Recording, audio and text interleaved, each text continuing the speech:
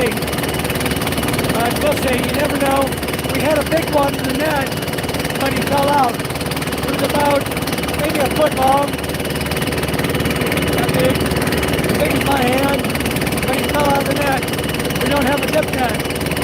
He got out before we could catch him. Maybe tonight.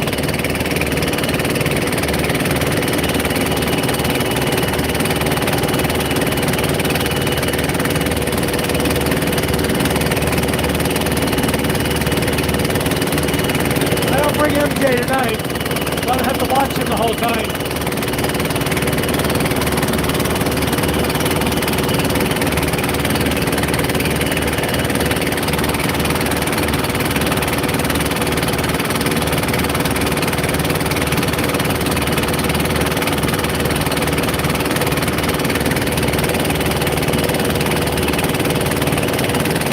Yeah, we lost it. Nothing to do about it. Lost about a 5-foot eel the other night, about as big around as my leg, big old eel.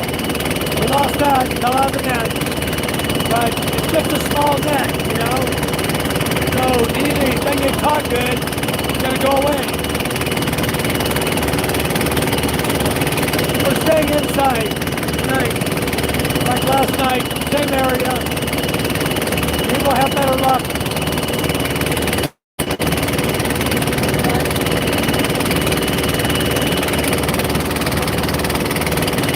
You never going outside, PK. You're go out.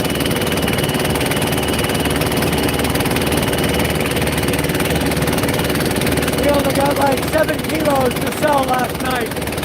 We want to get 20 to 30. But we'll try outside this time.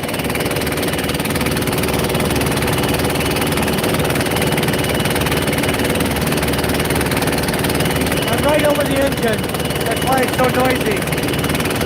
I got my battery back here. I'm trying to charge my phone and have the Wi-Fi going same time.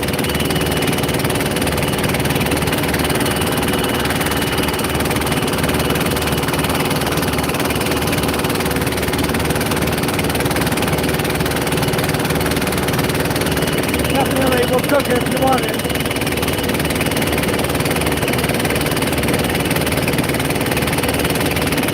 Coming at a good time of the year. Fishing's good in May.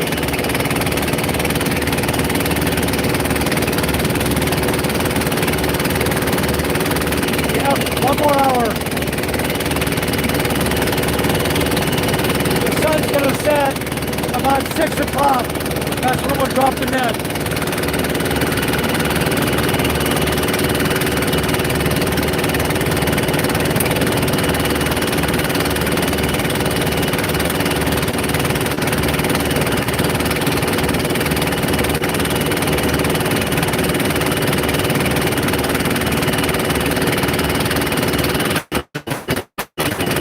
Teresa, how are you? Welcome to our channel. We're going fishing tonight.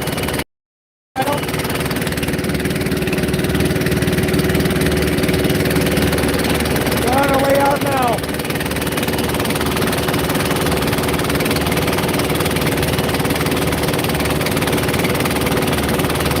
I made you a moderator, Teresa.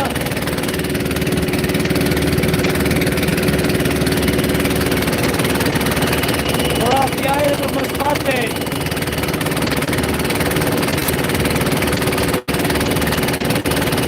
Yeah, we're excited also, PK. I think you're gonna really love it out here.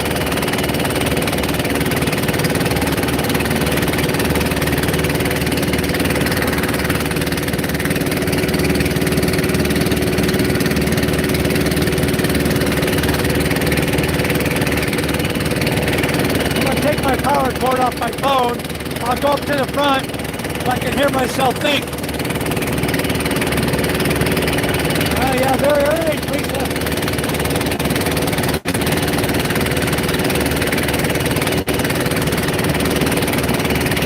It's 5 o'clock in the afternoon here.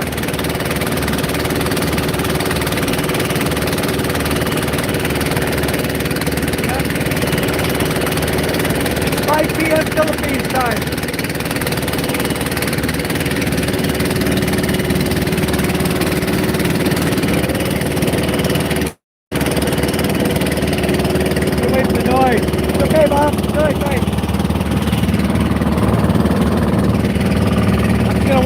here at the front, guys. Get away from that noise back there.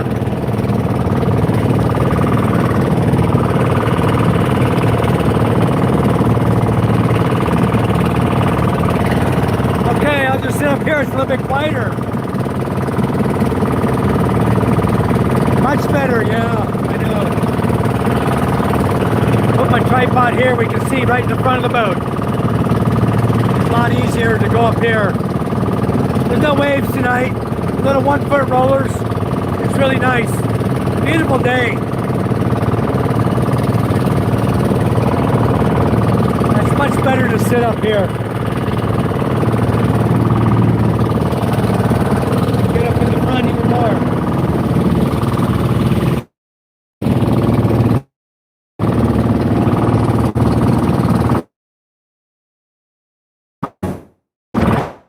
Now I got a good seat. Right up in front of the boat. Here comes another boat right now. Got another couple boats coming. Look at all these guys coming out here.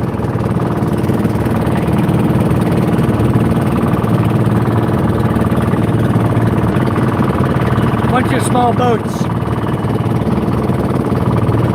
1, 2, 3, 4, 5, 6. These guys are going pusit fishing. All of them.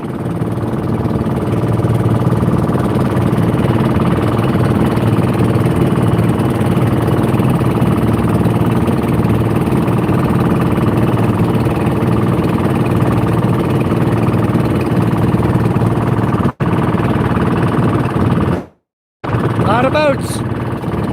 There's a lot of them pusit fishing. I'm sure they're doing well, and they're big puset. They're not baby little ones. These are good size cuttlefish. That's number 7. These guys are coming out of Bye Bye and Lamocab. All these boats. Got a whole ocean full of boats.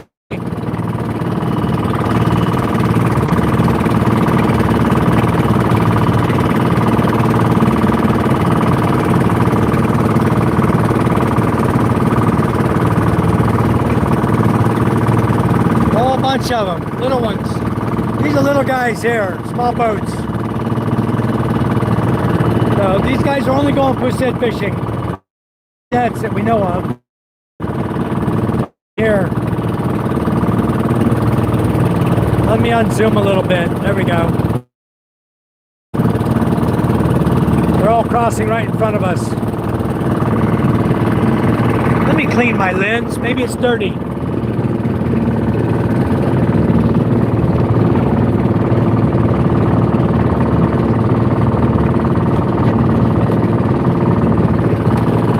Okay, that should be better. There's somebody out here. I think he's jigging. This guy fishing here.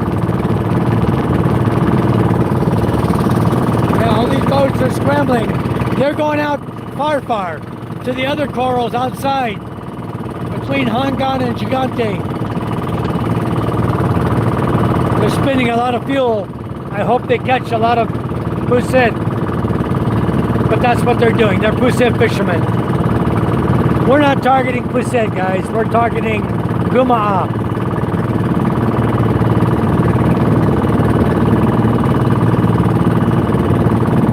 This guy's just line fishing out here.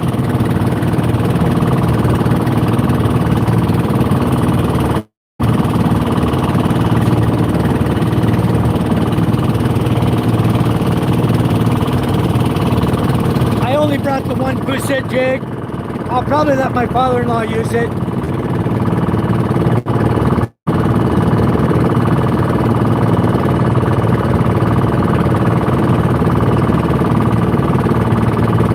I know what time it is there, Teresa, in Texas. You know, I was born in El Paso, but I moved to the Philippines when I was 51. I retired here in 2011. I went back for 1 month to the U.S. 2012. And I never came back to the U.S. I'm never going back. This is my new home country. I have nothing left there. My mother, brothers, sisters are all still there. I'm 65 years old and I'm staying here.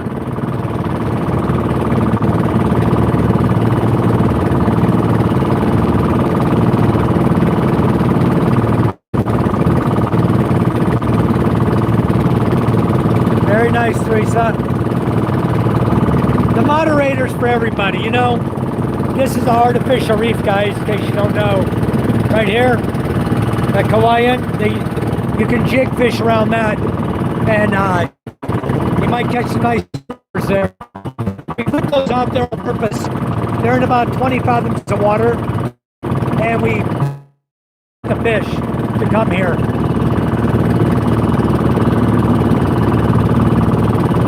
Yeah, PK's my higher level moderator.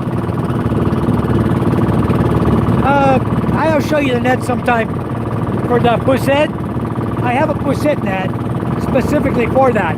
It floats on the surface. It drops down about, I don't know, maybe 4 meters in the water. And we go and we chase the poussette into it by slapping our fins and splashing the water to chase the poussette into the net.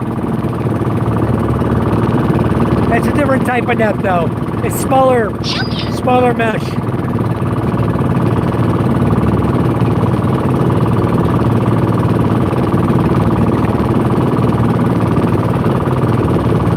Yeah, Therese, that's okay. I have another lady in our chat named Janet, does the same thing. She uses all caps because of her eyesight. It's okay, don't worry about it. Yeah, that little guy probably be you, PK. Or you'd be out here. You'd be out here right here jigging for fish, using octopus legs for bait.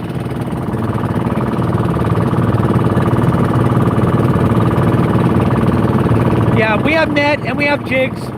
We have, I ordered 30 new solar lights. They should be here about the time you get here. 30 days, I should have them in hand. We're paying for them tonight. It's costing me about 40,000 pesos.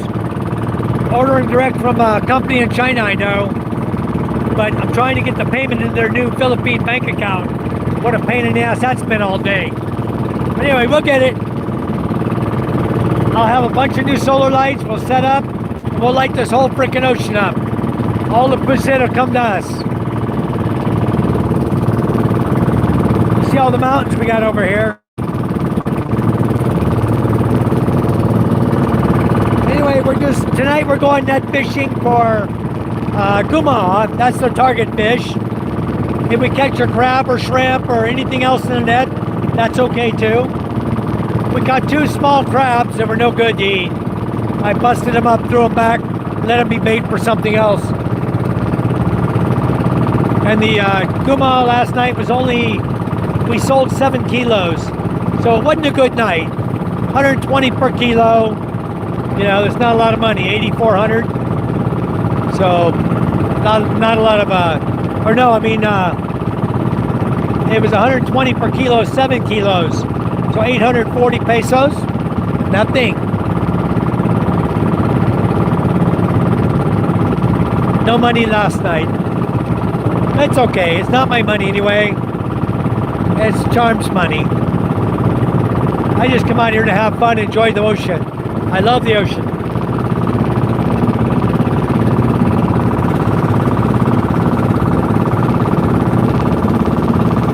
Yeah, Teresa, you're good. Teresa's from Texas.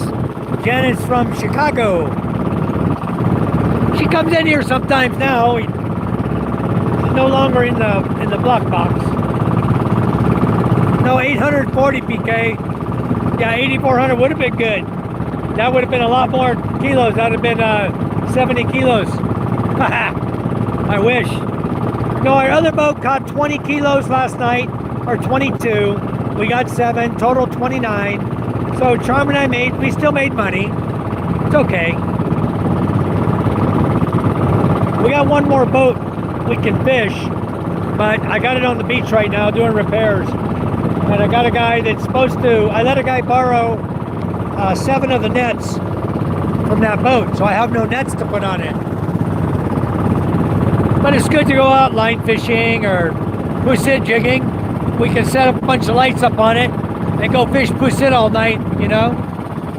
Might catch a whole lot.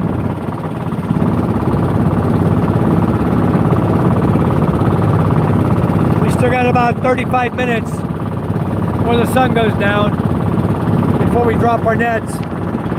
When he drops the nets, I'll move to the back and let you guys watch how we do our net drop. Hello, Not Jethro, how are ya? Welcome. We're out here again. Hi, Teresa. Yeah, a lot of friends too. You know, you come in here and you just chat with people. They have good channels, you know. I've been here since 2011. I started my YouTube channel probably about a little less than a year ago, where I really started putting content. And I've already got like, I don't know, 1,600 videos.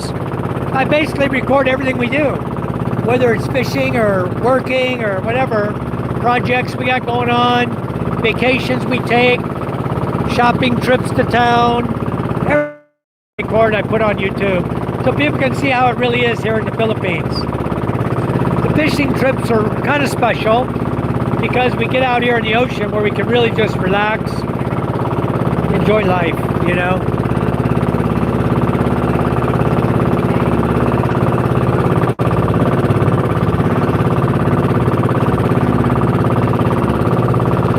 Teresa, you can go back to bed, get you 2 more hours sleep, come back at 6 a.m.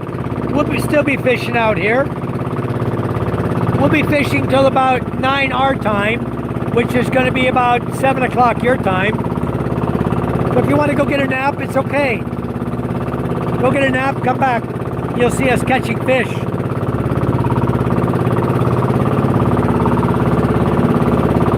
Yeah, PK's coming out here.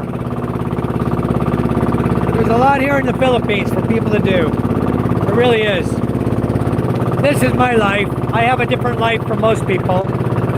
A lot of people are farmers, or, you know, they like to go travel around and do all kinds of vlogging and stuff, like what we call motor vlogging and stuff. I do some of that. I do a little of this, a little of that. I keep a variety going in my channel to try to keep people interested. If you're doing the same old thing every day, eventually people get tired of it.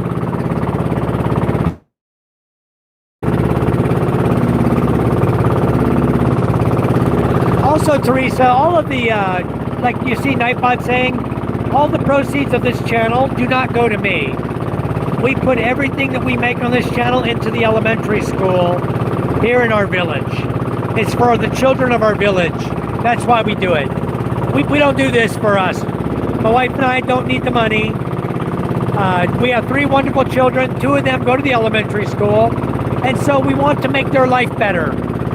If you look back at one of our feeds where we actually rebuilt the grade 4 to grade 6 building, you'll see what a change that has become. Now it's a beautiful building. They have solar, air conditioning, fans. They're going to have new desks. They have a little kitchen area, a bathroom area.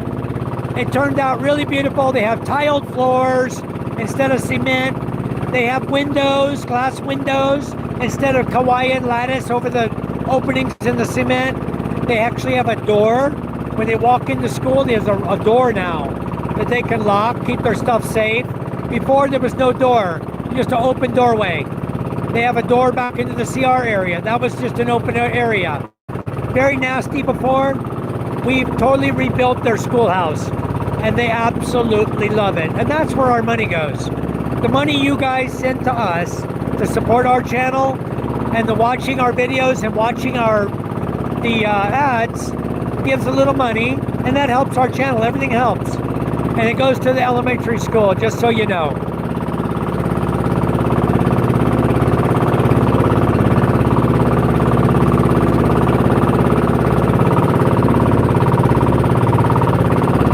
Very nice, Teresa. Healthcare providers are so much needed in the U.S., everywhere, even here in the Philippines. You know, there's not enough good health providers. People to take care of people, you know, they need that everywhere. My wife and I do our best to take care of people, but not in the health sense, unless they need a ride to town, because we're the only ones with a vehicle. If somebody has a problem, like one lady had a stroke, we put her in the truck and took her to town. Our Charm's grandmother, before she passed on, she had several bouts of problems. We had to take her to the hospital. So it's what we do, you know. We're always here to help people out.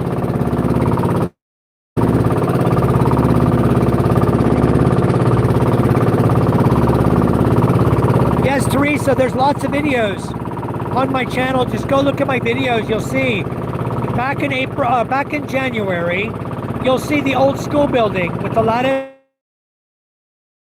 the windows, and then follow our progress on the many videos from there.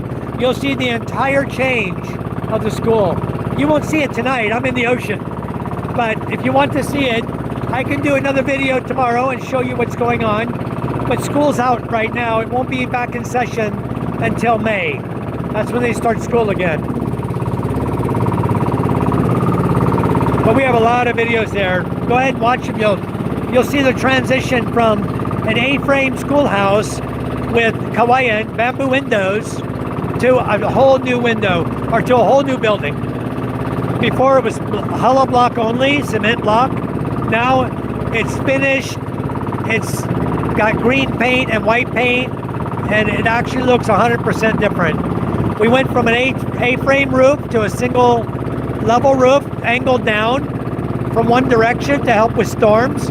So this thing can take a Category 5 typhoon, no problem. It won't rip the roof off.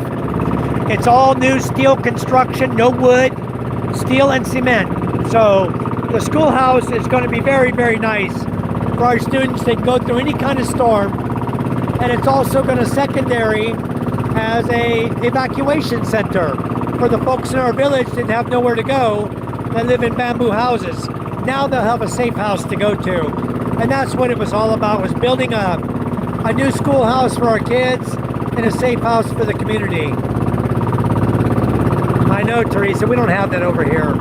We don't have nasty things happening in our schools. Nobody here has guns anyway, so we don't have any of that. Hi, Corey. How are you? Welcome. You're up early, Corey. We're out fishing again. Thank you for coming in. Did you get my email, Corey? I replied, I think it's a good idea not to send the tattoo things over. I appreciate it so much, but maybe you can find somebody there locally you can give them to, or give them for Christmas gifts. We so much appreciate it, but the children just can't have that. If the teachers find out, they'll eject the kids out of school. They're really strict about that kind of stuff here. But we love you all the same, Corey. Thank you. Awesome. I got my tripod here. I can extend my tripod way up in the air. So today when we're fishing, we'll be able to get a bird's eye view of everything.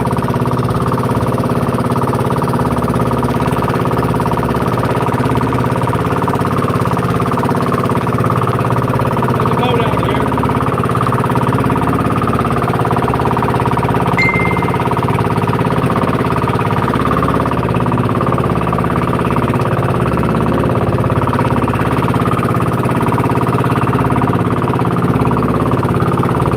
I live in Tornado Alley. Most people don't have storm shelters.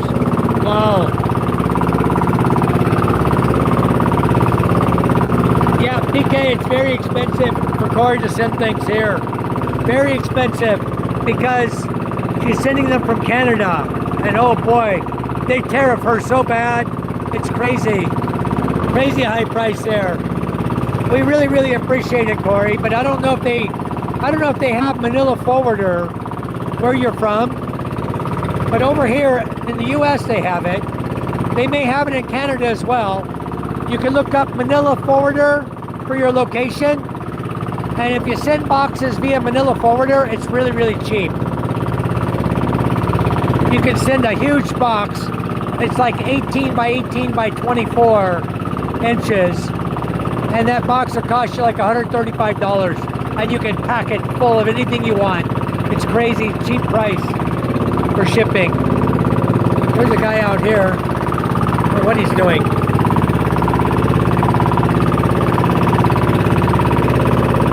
They're killing time.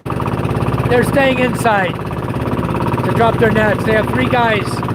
They have 1 guy in front. Oh, 4 guys. 1, 2, 3, 4 guys.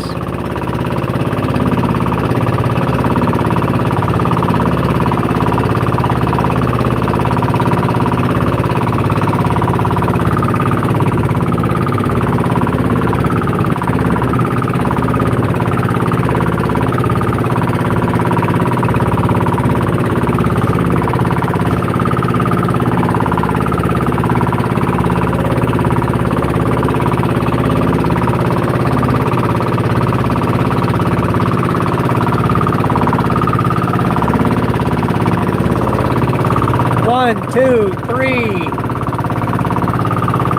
4 guys. What the hell are they doing? Brown net? They're throwing brown net out. They're fishing brown net. But they're not moving. They're sitting dead in the water.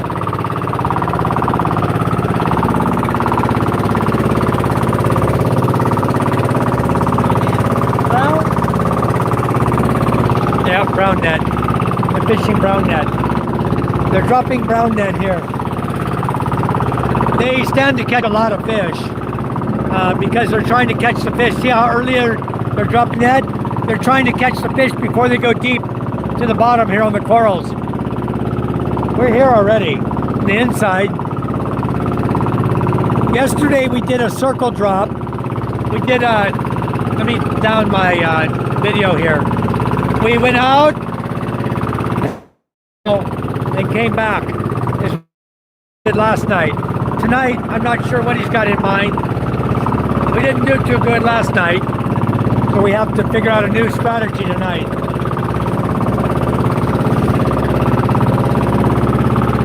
Why is that guy dropping brown net?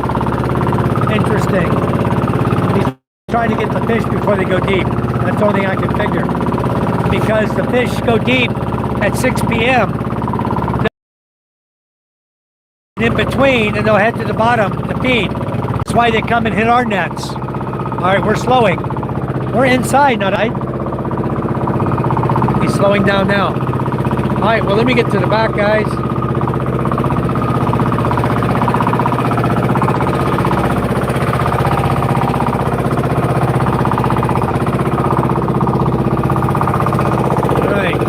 To the back, you gotta walk on the kawaii. You gotta hold on. Okay, hold on. Okay, we're back, BK. Sorry about that.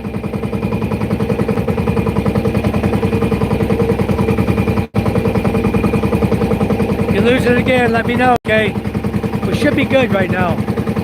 I don't know why we lost signal last night. We lost signal the whole night.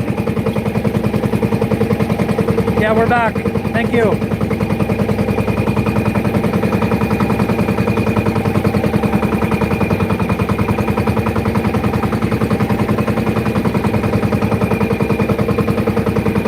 Now the ones that come by sea though, PK, are awesome. You send it, takes 90 days. There's no limit on weight. As much as you can cram in that box and tie it up, it's coming here. Very, very heavy boxes. It's about 18 inches by 18 inches by 24 inches tall, I believe. They may be even bigger. They may be 30, 24 by 24 by 30, the large box. I don't know off the top of my head. I think they're really big though.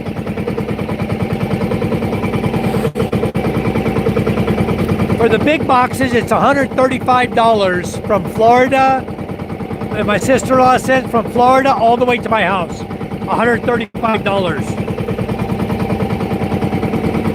Michael Dowdy, no, we're fishing for gumaa or any other fish that gets in the net, crab, shrimp, lobster, whatever. But gumaa is a small fish relative to a Spanish mackerel.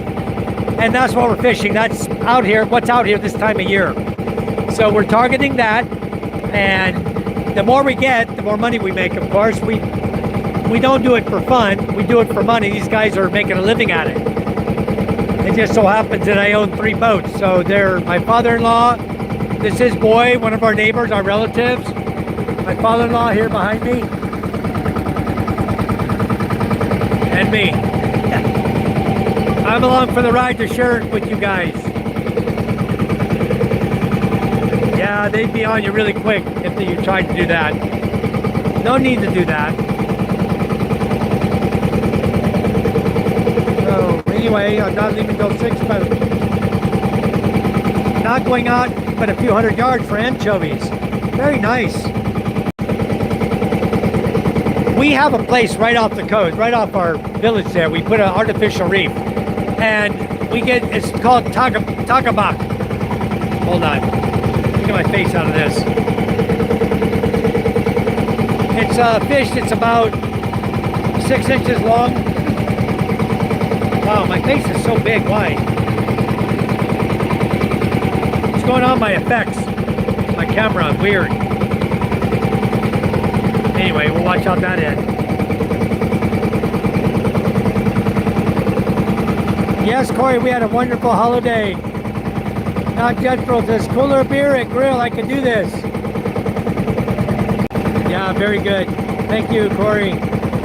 Wishing you all the best. Thank you, Teresa. Come back and join us if you have a chance. That's when we'll be catching the fish. It's going to take us a while to drop right now. All this net has to go out. This is 15 sections of net, 100 meters long. A meter is 39.37 inches, which is 3 feet, 3 inches, right? It's 3 inches longer than a yard, all right? So we're looking at putting out 1,500 yards real soon. But we're waiting on the sun to go down. It's still too high in the sky. It's too early to drop our nets. We're still 15 minutes away from normal standards we normally would drop. It looks like I do have a filter turned on. Something, maybe a retouch.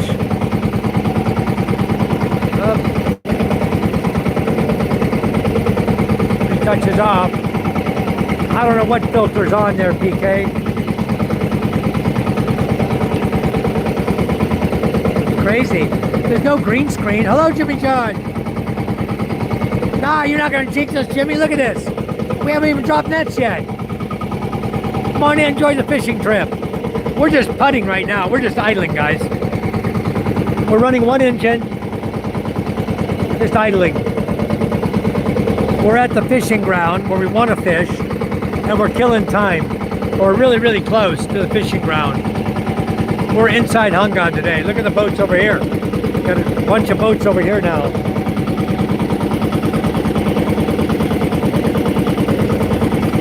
I'm trying to zoom on them for you guys. There's one there. There's a couple there. They're inside. We're just outside of them. A bunch of boats out here.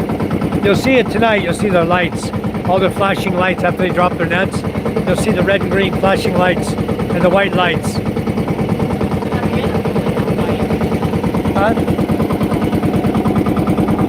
Who's that? Dropping it. They're already dropping? They're way inside. Look at all the boats so far inside. Maybe that's where Queen Charm's going. No? Here comes the boat behind us. Maybe Queen Charm coming here. One of them going the other way. Two said there's one behind us coming this way. The boat right back there coming.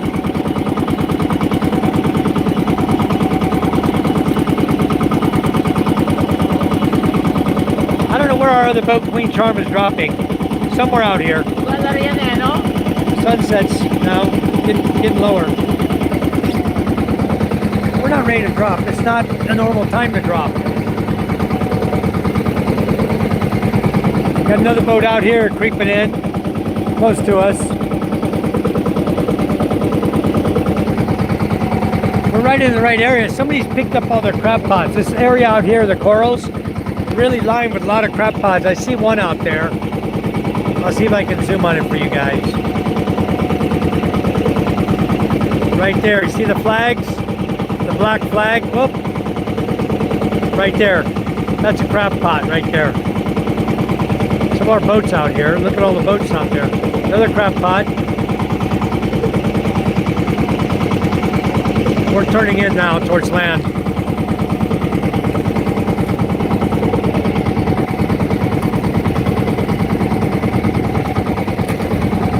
No, she's not with us, Jimmy John. Only Bob in front, and myself here, and my father-in-law, Charmstag. That's her father here. I don't know what's going on with the filter on this thing. It really, zooms. I have no idea what that is. I don't know how to turn it.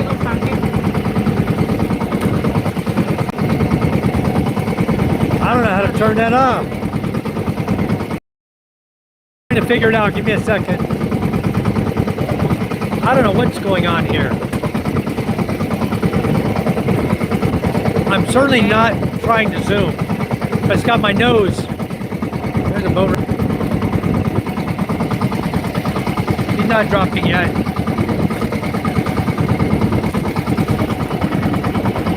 We're just putting around, going to see what's happening. He's not dropping yet. Getting ready to. He's dropping? Way early. Anyway, a lot of boats in circle doing circles here, guys. A lot of boats out here with us. We gotta watch what's going on here. We're heading back towards where we live now. Going back towards the coral reef. I think we're getting ready to drop.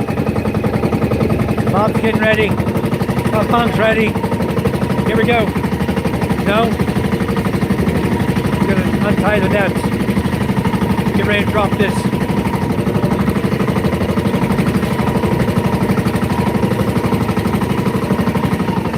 You always tie your nets before you go, so you don't have nets moving around on you while you're transiting.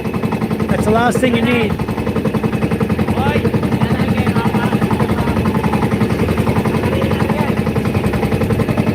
You dropping already too?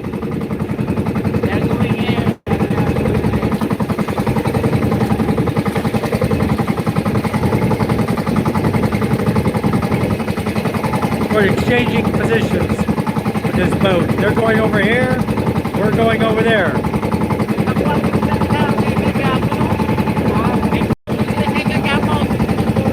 You don't want to be crossing people. You want to get your nets going the right way. But you want to be on the corals here, close to them. You can catch a lot of fish. If you get in the wrong area, you're going to catch nothing. Waves are picking up a little bit like they did last night. We got little 1.5 foot rollers now.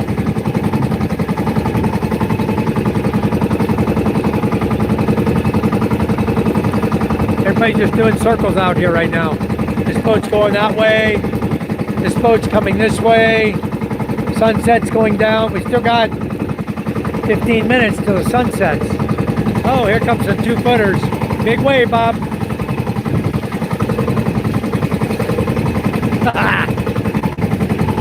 Little 3-footers that time. Little wave action going on. The wind's picked up a little bit. It's okay. Okay, PK, I don't know what that filter is. You can tell me where it's at. I'll certainly find it and turn that crap off. But I certainly don't need that. Let me check my settings. Nope. Here we go, guys. We're dropping. There went the light. Going out. Okay, we're dropping that. We're gonna go slow for a minute. Okay, there went the light. And here goes the net. Okay, Corey, go back to sleep. We'll be on here for a couple hours. We're dropping net now. It just dropped. Here's how we drop our net. We'll speed up a little bit. We'll pick a line. Pick. Start dropping.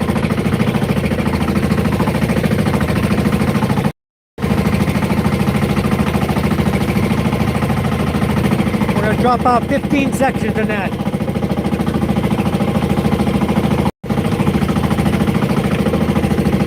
And then we're not going to have a cold beer tonight, guys. I couldn't bring cold beer. I forgot to put it in the fridge. So we have hot beer. But we got beer. San Mig apple. It's okay hot. We're going to enjoy it. And I got us some Bito crackers today. Yeah, PK, you got to learn how to stack the net and drop the net. You want to do this type of fishing. Otherwise, you'll tangle up if you don't do it right.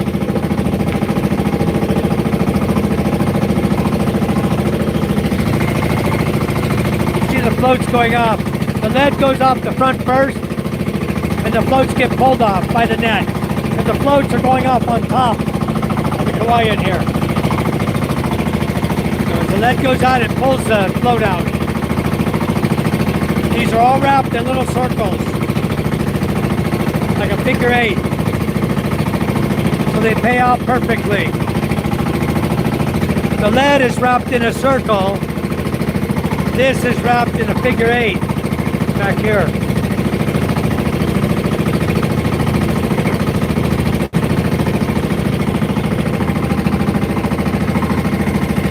A couple of boats out here in front of us. We're going to end up right about there, I think. Unless he does a circle again tonight. I don't know. There's a lot of boats out here. All of them run all over the place. Wow. I have a feeling we're going to be right in the middle of the Pusit fishing tonight. There's a whole bunch of small little boats. The Pusit boats. Sun's going down now. Beautiful sunset, huh? Isn't that gorgeous? Glad you guys can be here to enjoy it with us.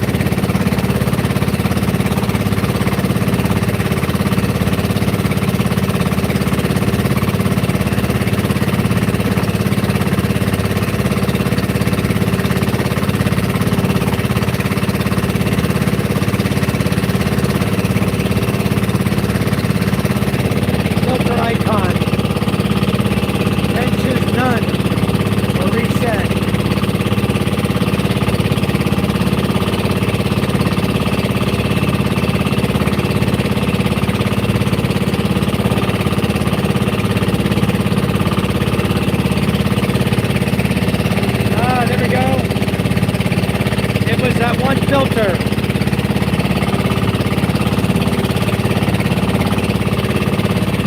It was on the top of the effects. Something was selected. So I told it, I hit the circle with the line through it.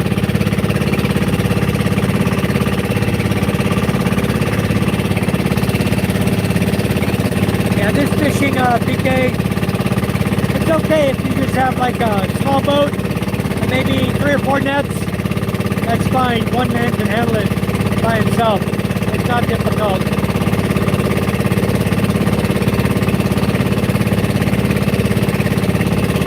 A lot of guys here fish by themselves doing this.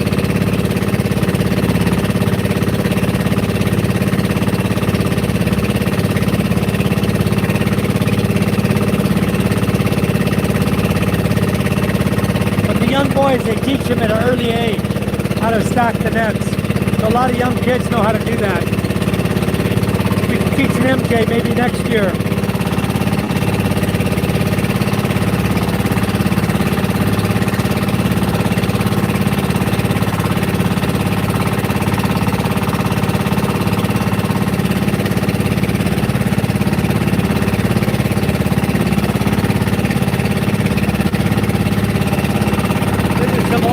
here, the white float that came off a boat I bought. He had white floats on all his nets. They're still good. We used them. I normally use black floats. I got a whole sack full, like a 50-kilo sack. Right now it's about half full, enough for 3 more nets. So I need to start making new nets again soon. The net material costs almost 1,000 pesos.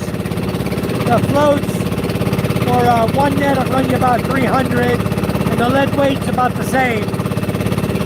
So you end up spending about 2,000, 3,000 total material, somewhere between 2,000 to 3,000, and then you got to pay a guy to do the net for you. It ends up costing you about 5,000 per net to make nets. Then you got the nylon 170. That's 170 nylon line right here, and it's doubled. And then you got nylon on top as well. So altogether you end up spending, you know, maybe 4,000, and then 13 to 1,500 or 1,600 for someone to make the nets for you. Ends up close to 6,000, 5 to 6,000 pesos, depending on who's doing it.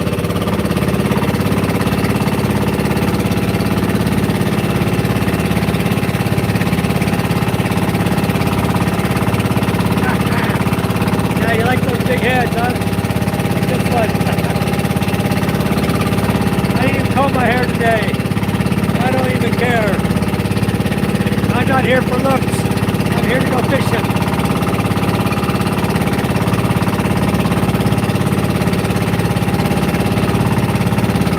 You bring these with you when you come, PK. Bring me some brush picks. You can buy it at the CVS pharmacy. A little toothpicks with a brush.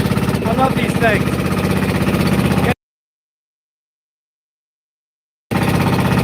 We're almost done with net deployment. Last little bit going out.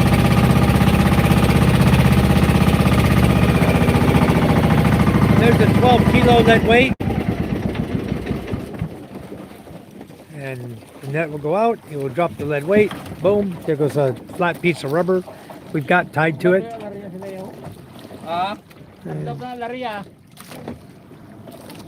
What?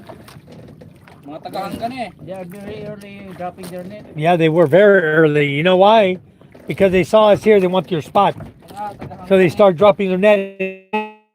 Us. They'll make us force us to go somewhere else. That's exactly why he did that. He did it on purpose. Where's that guy from? Hanggan. They know what they're doing. They drop it like that on purpose. Okay, guys, it's time for a cold one. Let's get the tripod up here. We set it down here in the bucket. Hopefully it'll sit still. Maybe not. It's gonna be wobbling around with the waves. Woo! I don't have any way of tying it, but we'll get the beers out of here and some snacks, and we'll have something to eat. We'll have a warm beer. That's the bottom of the thing, yeah. What do you think happened? The strap hit the engine right there? The nails. Huh? The what? The nails of the seating of the engine is Coming out? coming out. The bolts? No bolt, only the nails. Oh, on the wood at the bottom? So what do we need to do? Put bolts? Get first the engine and then Put bolts through. even bottom? nails also. Nails? Oh. Maybe I have 4-inch copper. How long? 6-inch? 5. 5-inch? I need to order more. 5. I have 4. I don't have 5. Let's see tomorrow. Okay. Yeah, we got a little vibration back here, guys, on the engine. We noticed that the engine was vibrating on the way out. We can see it. So tomorrow we need to, the back engine, my father-in-law's got some swelling on his leg. We don't know what it came from. Not sure if it's arthritis or something happening, but his ankle is swelling, so he put the leaves of the tree on it. That's the tree, the big tree behind your house, right? Yeah. By Lola's house. It's very, very good medicine for your leg. You want to reach in there and grab the beers for her? And we have your pusit jig right here. I brought one for you, and Bob's is here also. In the backpack there's snacks in the small bag in the front, and beers in the big one in the back. Okay, I did my duty. I brought the beer. Thank you. Bob, hot beer? We'll get him set here. We'll have a hot beer. They're not exactly cold, guys. These are actually warm. It's okay. In the little pocket in the front, there is snacks right there. Yeah, he does. Okay, Bob's tying up the rope right now. Okay, we'll all sit here and have a warm beer tonight. Apple warm beer. Yeah, not cold. I don't put them in the fridge. Boy, look at all the boats out here, right up on top of us. Unbelievable. We're in the right spot, huh? Where everybody else is fishing. All right, guys. Cheers, guys. San Mig apple. I don't mind it hot or cold. Doesn't matter to me. I drink them hot. I drink them cold. It don't matter. They're good. They taste good. Okay, Bob. Come and get you a snack. There you go. All right. Good job. Peter. Bob. Ain't got no time to jig for Poussette. All right. Here's yours. Got you the light green color tonight. Let's see how good we have. Good luck with the Poussette. I'm not going to fish tonight, guys. I'm just going to record them. If they catch anything, they'll tell me and I'll watch them pull it in. What a beautiful sunset, huh? Look at this. Going down. We all dropped early tonight. Usually we don't drop until that sun is down behind that mountain. But everybody dropped early tonight. Forced our hand to one boat. He dropped. He came right across us. He came right across us, dropping his net to take away our fishing spot where we were. That's their little game, you know. I've seen it before. We've done it before. It's just a game we play. You know, you just got to deal with it.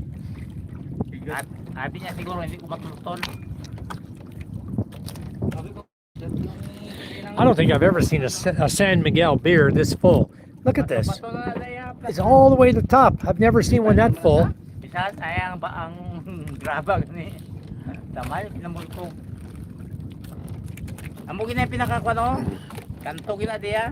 Get a snack here, have an apple. All right. How to make a beer cooler for the boat? Well, that's easy enough. Just bring a cooler.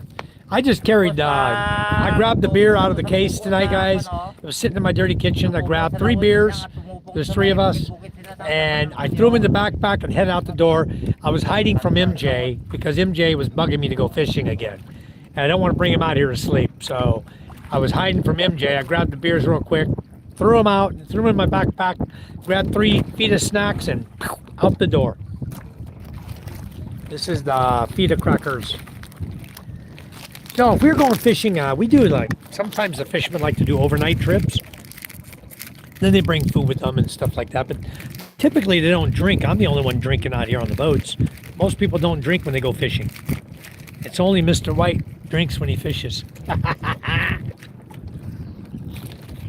All the other fishermen could just be jealous, you know?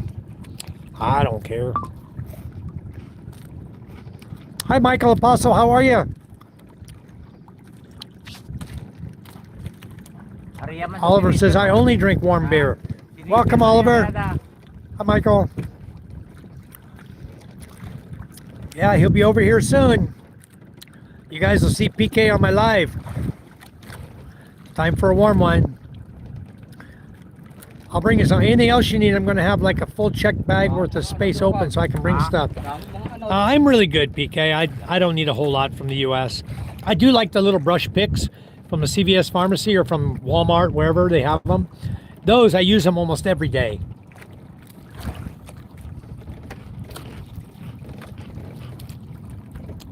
I have plenty of seeds now for gardening, thanks to Vegas Will. He hooked me up with a lot of seeds. And then Charm's sister sent a bunch of seeds over as well. So I got lots of seeds, but I don't want to put them in the ground in the summertime. They'll just die. I'm gonna save them for winter. There goes the sun peeking down behind the mountain. You can count 20 seconds, it'll be gone. Guarantee you, count to 20, you won't see that red glow. It'll be gone. Sure moves down quick, don't it?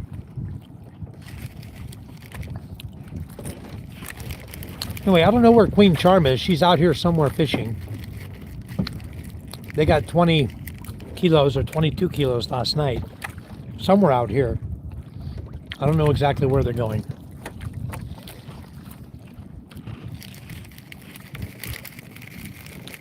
But they don't have beer like we do.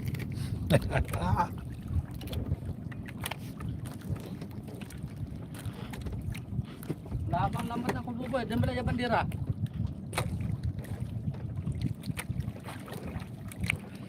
Yeah, when's your birthday, PK? May 23? When's Mama's birthday, Papa? Ah, When's Mama's birthday? alam ba?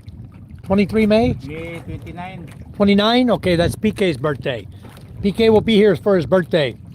We'll have a big old celebration for PK's birthday and Mama's birthday. Is that? PK, he's one of my audience, one of our members. He's going to be coming here. He's coming May 10. He'll be here. He's flying. He'll be in Cebu May 9. He'll catch the Coca Leong ferry May 10. He'll be here in the morning of May 11 or May 10. He'll be here in Masbate City on May 10th.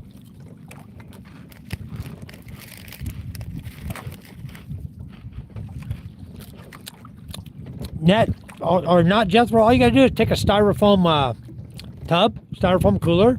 We have them here for fish. Throw one in the boat up in the front, right up there. You see where he's sitting?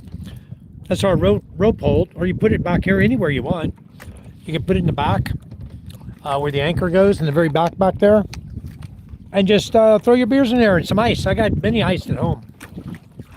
We sell bags of ice. All right. Teach them how to noodle for catfish. There's catfish in this country, not Jethro, but they're not out here in the ocean where we are. Yeah, you can send from the U.S. It's very easy. You get a hold of Manila Forward or wherever you're at, and you can send. Yeah, you can send seeds. You can send anything you want. Yep, May 29th. That's right, PK. Yep. Yeah, no, Jethro, you can send whatever you want on Balikbayan. Pretty much, don't send gun parts or bullets and, you know, things like that. You can send knives. You can send whatever you want in a Balikbayan box. Not explosives and things like that, you know. Be sensible. But you cannot put more than 12 of the same item in the box or they'll flag it. It'll show up on their x-ray. If there's more than 12 of one item, it'll show up on the x-ray and then they'll flag the box and open it. But they typically don't open the box. So whatever you put in there, you're good to go. Just don't put gun parts and guns, and don't try to stuff a whole motorcycle inside of a box. You know, that kind of stuff. They're going to see it on the x-ray. You know?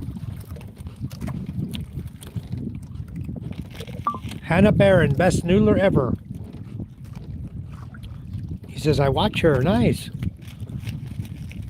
Agricultural restrictions would be limited to fresh. You cannot send over fresh vegetables and fruits. You can send over seeds all you want. I've got lots of people send me seeds. That's not ever a problem. I'll send my good engine in pieces, my tools, batteries, and stuff. All right. Anything you want to send like that, that's fine. Make sure there's no oil and no fuel in the engine.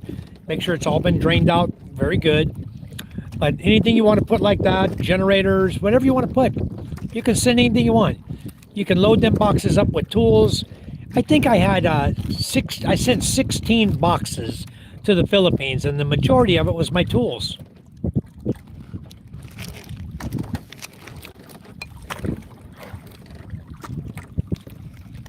Just remember, guys, when you're sending things over here, we don't have 110 power.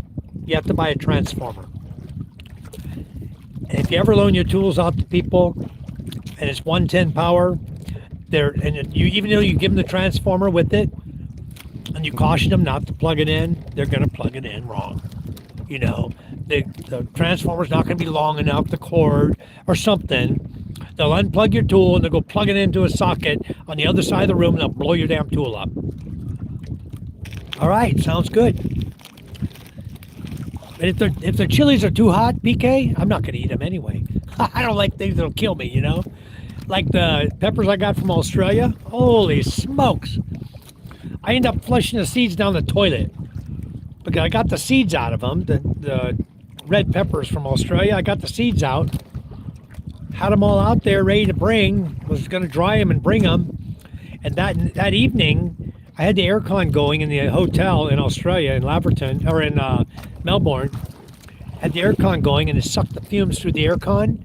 And it burnt my eyes all night long. Could not. I had to shut the aircon off, go jump in the shower, kept washing, trying to get just the fumes out of my face. It was crazy. Way too hot. I forgot. What do they call that one, the red one? I forgot now. I bet you PK knows the name of it. It's a red, crazy looking, looks like a habanero. It's got a little thing sticking out of the bottom of it, the curls.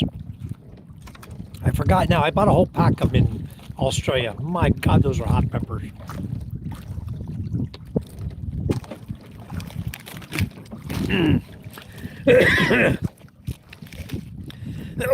PK, my favorite, or jalapeno. So if you want to bring some jalapeno seeds, that's awesome. The more the merrier. We'll plant a bunch over here.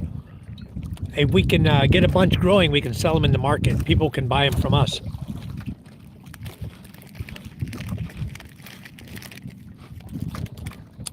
You see boy out here, he's fishing for poussette, but not one yet. Hopong's in the back here behind me. He's jigging for poussette too. But so far, I'll tell you what, that was a big one we caught in the net last night. But it got out of the net before we could, as soon as we saw it, is right at the water level. It got out of the net, scampered off. We didn't have a dip net to try to reach it. And it was going deep quick. It was gone, like that quick. I didn't get to make a dip net today. I forgot all about it. I need to make one. Yeah, Oliver, that's my favorite pepper. I like the really big ones. When you grill them jalapenos on the grill and eat them with carne asada burritos. Oh my God.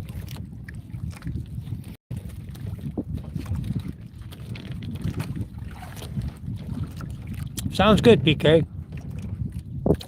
I like the flavor too. I don't care about the heat so much. Yeah. But you know, most people here, they don't like the hot peppers either. They may turn them down.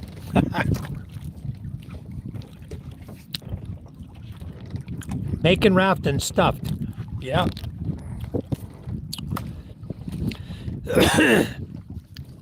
Red jalapenos. Nice, PK. I didn't know that. But that is the best sauce I have, is the Rooster. That is the best. The one I like the most. In fact, I'm almost out too. Dang it, I gotta find some more. I gotta find somebody coming from Manila, coming here. They can go over to Robinson's supermarket and buy me some. They have it over there. But none of the supermarkets now, they're out of it here. I don't see it at LCC. They don't have any at Casano. I haven't been able to find it. I can buy it online though. Shopee has it. But I'm down to the last, probably the last ½ inch in my bottle. I added water to it yesterday to shake it up just to get a little more out of it. But I'm almost done with my bottles. Forgot who I gave one to. Somebody asked me for one. I gave it to him. I shouldn't have. I should have kept it because I only had 3. Okay, Cherie, hello. Welcome. We're out here fishing again. Red jalapeno powder grown in hatch because my older brother worked there. I use that to make my own sriracha. Very nice. Well, if you can get that, bring that, PK. That'd be awesome. That'd be cool as hell. They have all kinds of pepper powders you can buy over here too on Shopee. I've seen them. I just Look at these boats out here. One boat, let's see. Hold on, turn the camera around. One there behind Bob's head, one right there behind the pole. Got a bunch of boats around us tonight. Let's just hope we do well. I don't know where the Queen Charm is though. She must be tucked up there and close to the land over there, way inside. She's having pretty good luck wherever she's going, but she's not out here where we're at.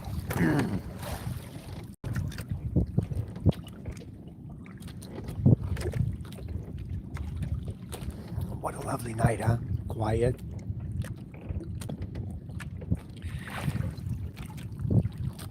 You were like St. Paul the fisherman. You know, I love it out here, K-Shree. It's so beautiful. I mean, what's not to love? The waves rocking you around. We got a nice a nice hot San Mig apple. They're hot tonight. We're enjoying a San Mig apple and some feta crackers. And they're jigging for Poussette. We got Bob over here jigging, my father-in-law behind me. I didn't bring one for myself. I only brought one for my father-in-law. I didn't bring my son with me tonight. Last night, guys, what happened is, those of you who were with us last night, we got back to the beach. I asked my daughter, you guys saw me, you heard me ask my daughter to hold my phone for me. I wanted her to hold my phone while I got the Starlink Mini off the boat. I told her, go ahead and keep the live going. I was going to get the Starlink, just untie it. I have it tied with rubber, holding it onto the boat so it can't go anywhere. So I was going to just get it untied and bring it with me, you know, to the front of the boat and then jump off on the beach with it. And we keep the live feed going. So I handed her the phone, and she was watching her cousin RJ try to catch a crab on the beach, and Jinky, RJ's mother.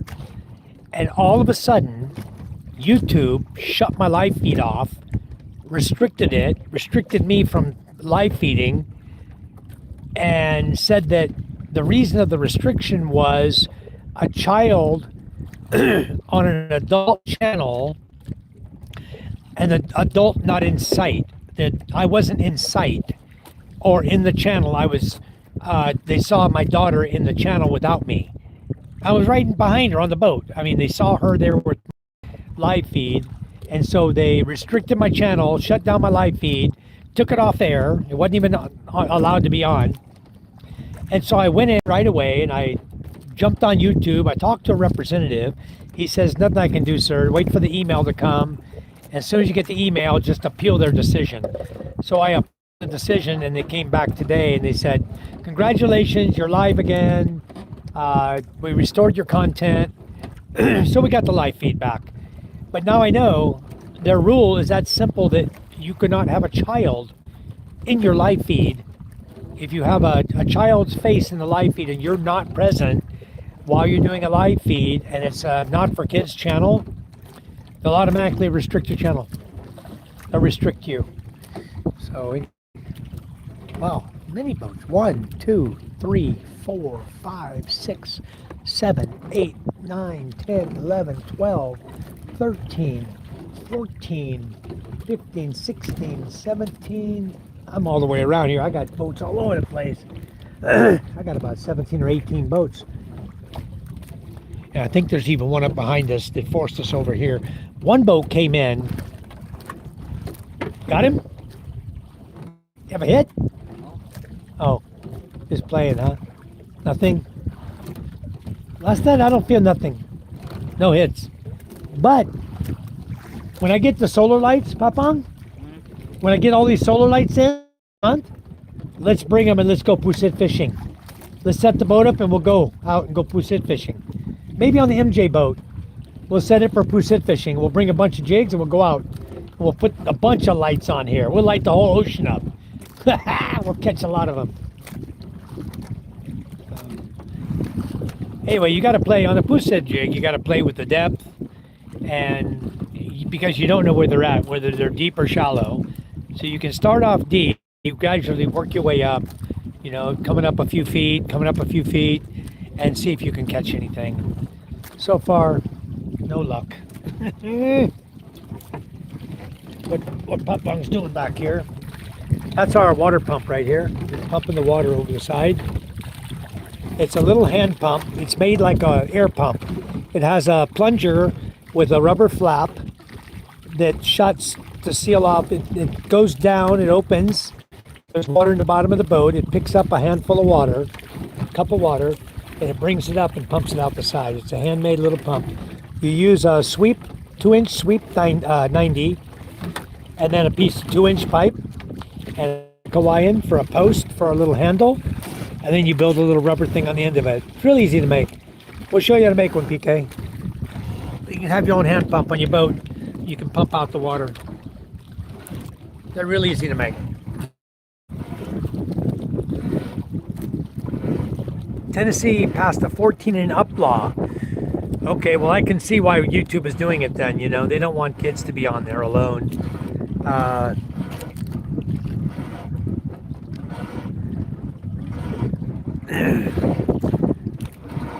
Right, and you know, I was right here on the boat. I just wanted her to hold my phone and keep my live feed going. I think they saw that. They went and reviewed that. That's what they saw. And then they said, okay, you can have your channel back. And they gave it back to me. Mayong Buntag.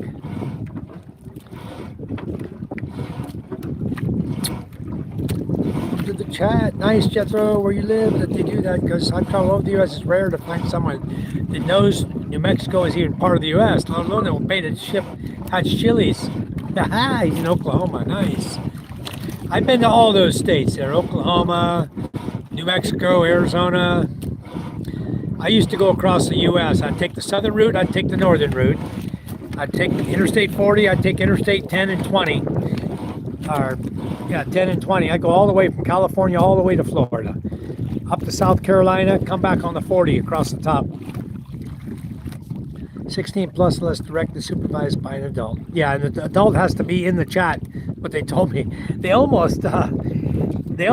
restricted me last night. So I learned not to hand my kid the camera again. You know. Exactly, PK. It brings water into the boat for lubrication. Jimmy John says, I'll do a little poussette. Bring it to me right out of the fryer. Salt and pepper, sriracha on the side, and a cold beer. There you go, Jimmy John. Delicious. The poussette here, you know the way I like it the best? I love it when they just make calamari. I've had it fried, dried, sinigang poussette, adobo poussette, every way you could fix it here in the Philippines. But the way I like it the best is when they cut it and they bread it and they fry it with egg and flour and stuff, and it's really, really good. To me, I love that the best. And then I just put my sriracha hot sauce on it. You got to have cold beer. My wife is telling me that the reason I have a big stomach is because I drink beer. I don't know. I don't drink that much. I had one Red Horse 500 today, this afternoon at 3 o'clock, and now I'm having one apple beer, and when I go home I won't have another one. That's all I have. I think the reason I have a big stomach, my stomach's getting bigger, is because I'm not exercising enough. I need to be the one up here pulling the nets. Okay, lights are on, guys. Sunset's happened already. You see the light came on here? Solar lights. We use automatic, all-in-one solar lights. There's a solar panel on top that recharges the light, and then the light comes on at sunset. So they'll come on. That one will come on in just a minute. That's the way to do it. Definitely. I love poussette. You know, there's not much difference. They call one a cuttlefish, right? And the other one they call squid. And I can't tell the difference other than cuttlefish is a lot bigger. To me, I've seen just bigger ones they call cuttlefish. You know, they have more of a dark brown on the skin of them, and a squid is more of a white color. I think it's the only difference. It's the same damn animal. In the water, I don't think they have many different characteristics. You know, it's still feed on the same things. They have the same kind of tentacles, you know. They swim the same damn way, backwards. So I don't know what the difference is in a cuttlefish and a squid, but anyway, other than the color. Michael, I drink I drink beer, 42-inch waist. I drink beer. I got about a 30, I don't know, I think I'm wearing a 32 jean still. 32 or maybe a 33. My waist is small. But my wife says it's because my tummy's big because of drinking beer. But she's wrong. I'm 65 years old. I went over the middle age already, and I quit doing sit-ups and stuff like that keeps your stomach tight, your muscles strong, and so there's nothing to hold the fat in. It's just bulging out a little bit, and it's not that big. So anyway, I'll be losing some weight soon. I'm working on it. Smoked used to buy in Japan. Squid and octopus, delicious. Fried calamari, ooh yes. Trying to get away from fried foods. They have a different type of bone. Have you ever tried grilling them? Oh yeah, we grill them, Michael. We've done everything you can to Poussette. I love them grilled. What they do is when you go out, you can even buy them anytime you go out to barbecue or to buy or eat at a restaurant. You can buy the big Poussette on the grill. I have my own grill at home, and we grill them there. I don't know if you guys have seen it. Rosalind's grilled them before, out there on my grill table. But yeah, we do grill them. I just need to do a dedicated fishing trip to the Poussette because we're coming out here to fish for fish. Poussette is just a side thing, you know. Drink our beer, have a Poussette. Try to catch Poussette. You finished that beer already? What? Oh. Make sure you save that bottle for me, okay? Just bring it up here, we'll put it in the backpack. Take it home. You talk about, PK, you talking about the big white bone in the middle? We can get into shape quick. If we row the boat out to go fishing every night, we'll also save a bunch on diesel. PK, I'd rather just put a sail on it. Let's just sail it on out. We'll build us a sailboat. Put about a 15-foot sail on it. Tarpaulin sail. Yeah, let's just go sailing out. It'd be more fun anyway. Because while we're sailing, we can drink beer. If you're paddling, it's hard to drink beer and paddle at the same time. I'm just joking. I don't drink that much beer, guys. I joke about it a lot. I'm not that big of a beer drinker. A couple of days, all I have. That's it. And just to keep my blood thin, keep me healthy. But yeah, rowing would be fine, PK. It's fine with me. We could take a small boat. I got to buy a small boat. I got to find one, like 5,000 peso boat. Papa, you know anyone with a boat for sale? Small boat? Like the CJRJ or... Me, how much? How much for your CJ boat? Anytime? We got a boat to use, PK. Hopong has a boat already we can use called CJRJ boat. We'll put a little engine in it. We'll put a little 7 horsepower engine in it, which is easy to start. 7 horsepower is easy to start. That way we don't have to use it. If we don't want to, we can put a sail up on it. We can put a pole just like the front here and put a tarpaulin on it for a sail. That's easy. Somebody's got a big old fire going over there, don't they? Up on the hill. You guys see that? Wildfire. Huh? Wildfire. Wildfire. Yeah, they call it wild, but somebody lit it. There you go. Somebody lit the fire. You see a little light flashing? That's a crab trap. They can go out at night and check their crab traps too. They have lights flashing on them, all of them. You know, for a while there we had a hell of a time. People were stealing my my lights off the boat. You know, we'd always replace the lights, leave them on the boat, and then somebody would steal them. Somebody was desperate to have freaking lights. I swear. But now they stopped that. I've had these up here. You can't, they're not on right now. I got one right there and one right there. One of them's green, one of them's red. I got another one at home that's red, white, and blue. I haven't put it up yet. Maybe I'll put it on the front up here, on the front of the boat. Red, white, and blue. I used to have a rebel flag too, flying on my boat. I bought it on Shopee. Cuttlefish had the big white bone. The squid have a quill, that clear plastic looking feather thing. Yep. Okay. We can definitely get beer hats so we can drink while rowing. All right. Haven't tried that yet. I've seen those though. You put 2 beers on top of them, right? full. Yeah, there you go. We definitely need some tarpaulin on top like this right here, PK. This is big tarpaulin right up here. Sunshade, you roll this out. I got a whole roll this time at home. Brand new roll I bought. So it's good for covers. I just put one in the truck because I want to start keeping some in the truck. So when I go out and it starts to rain, I don't have to worry about everything in my truck getting wet. Hello, Jimmy. How are you? Welcome. How you doing, Jimmy? You get that truck done already, Jimmy, that's in your picture? Is that completed? Yeah, PK, 2 beers and a hat. That ain't gonna be enough, you know? Unless it's 2 500 Red Horse. All right, you see the sun's gone, getting dark. We don't have much longer. We're gonna be starting to pull some nets in here. Some of the boats are getting lights on, like ours. Our lights are both on now. That's what I like about solar lights. You don't have to do anything with them. You don't have to put batteries in them. You let the sun charge it, and then boom, on they come automatically.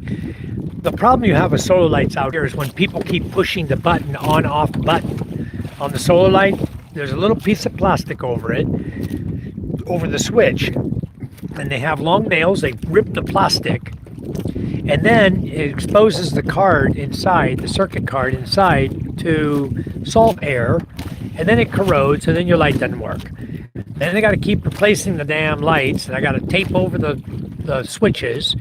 And I went through, I had 20 lights before, and I probably kept, I don't know, I sold a lot of them, but I probably had about 8 of them. Got them in my shed. But the batteries start going out after 3 years. The batteries went out, and the circuit cards went out. So I bought some new batteries. I bought new circuit cards. I fixed a few of them. I just got tired of it. So this time I ordered brand new from the same guy I ordered like 4 years. I think it was 4 or 5 years ago. I ordered lights. It's been a long time, but I ordered brand new ones this time from the same guy. And I ordered 30 brand new lights, and they're 300 watters. So they're going to put these little 100 watters to shame. These things here, 300 watts is going to light up the water. I'll tell you, it's going to be very nice. They're called the MTX 30. I forgot the dimensions on them. They're 65, or no, let me see. Let me look up the dimension. I'll tell you how big they are. It is gone to 1992. Ah, okay. I love old trucks, Jimmy. I had a 53 International pickup that I used to drive every day to work. I love that old truck. Had the old 6-cylinder in it, 4-speed.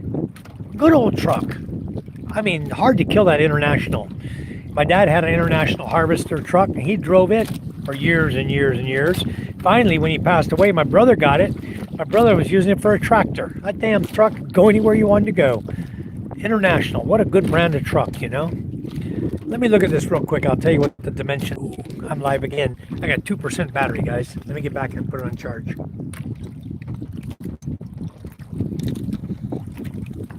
Ah, it's a car.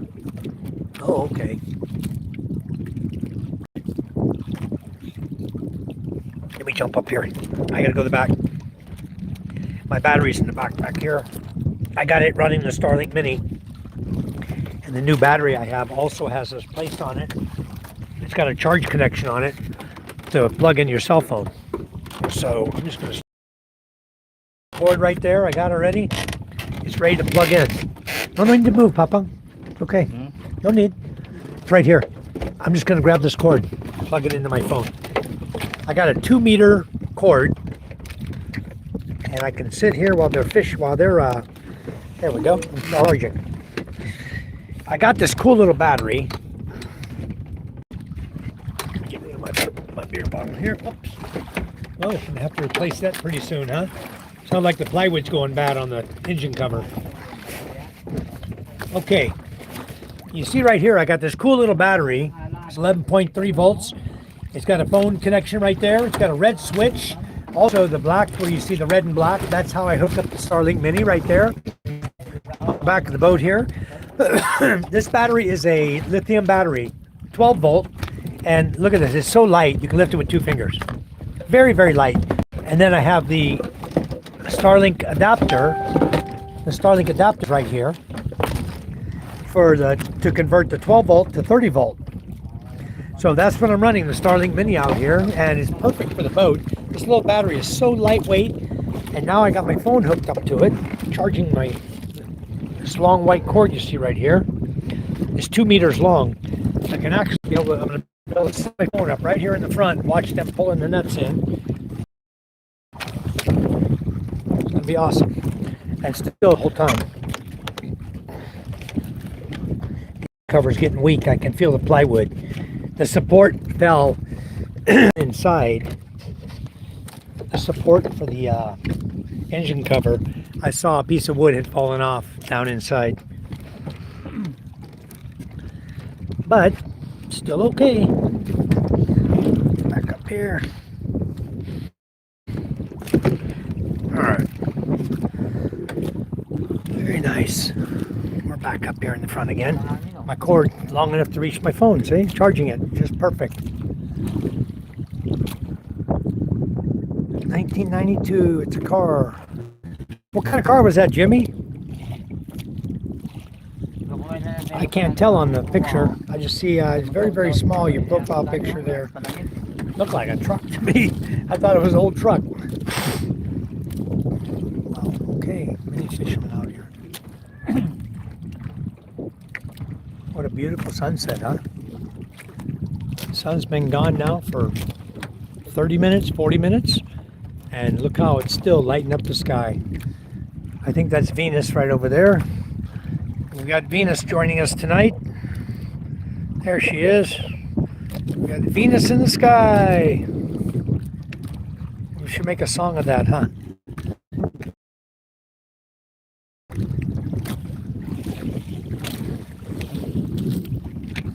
He's still jig fishing for the squid underneath the lights. We should do better under the light up here. Wait till I light this place up. Wait till I get some more lights here. We put net here, Papang. We put green net right here, right? And then we lay the lights on it, on the green net. We lay the solar lights on it, the new ones, and light the whole ocean up. We do both sides that way. We go pusit fishing. We do it all nighter. In May they'll be right. June? When they I know. Well, maybe they'll come in. Maybe they'll come into the beach right where we are. Our house, we can go right there and take the CJRJ boat out. We'll try. Like, what's his name? Paso? He always goes out there and fishes for pusit.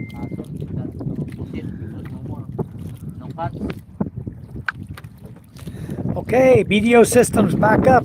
He's getting ready to pay for the solar lights right now. 55 Chevy. Very nice, Jimmy.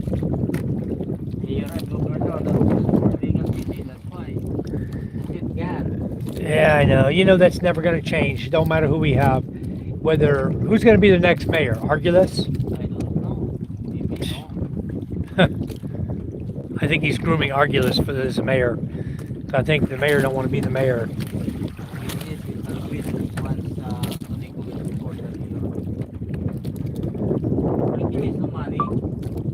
Huh? No money. No money? So who do you think's going to win? Lim? Lim again?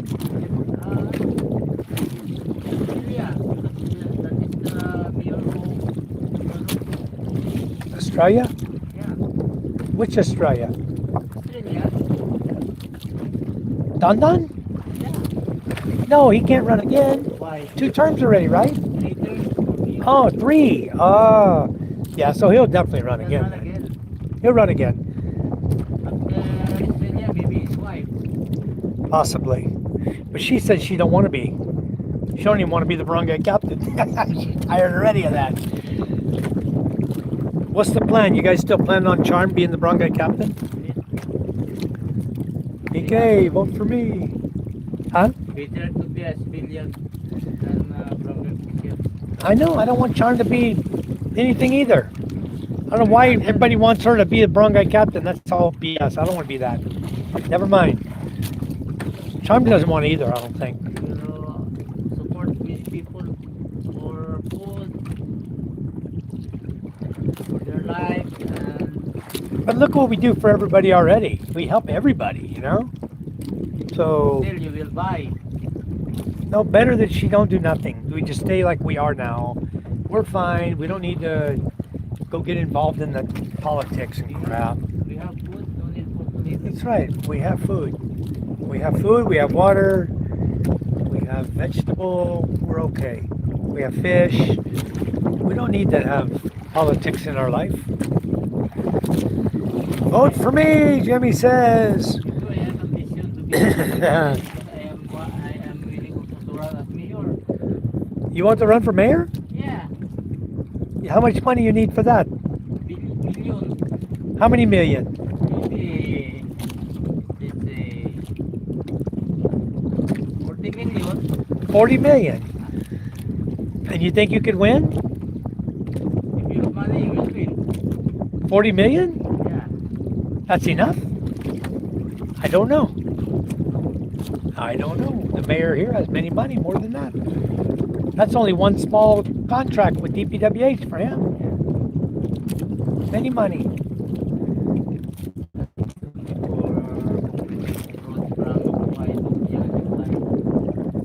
I know, but what happened? Where's the money? Where's the concrete? No concrete road.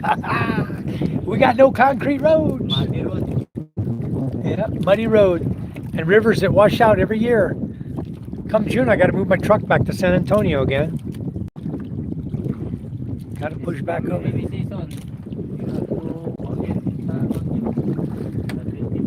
Jimmy says, I'm in need. I lost my job today. They are done. What happened, Jimmy? What kind of job were you having?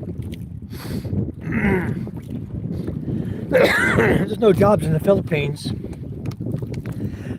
That's why we're out here fishing, Jimmy. There ain't no money here. You guys, you know, you got to make sure you come here with money. If you don't come here with money, you have no money. Okay, it's done. The solar lights are paid for. Very good. Oops.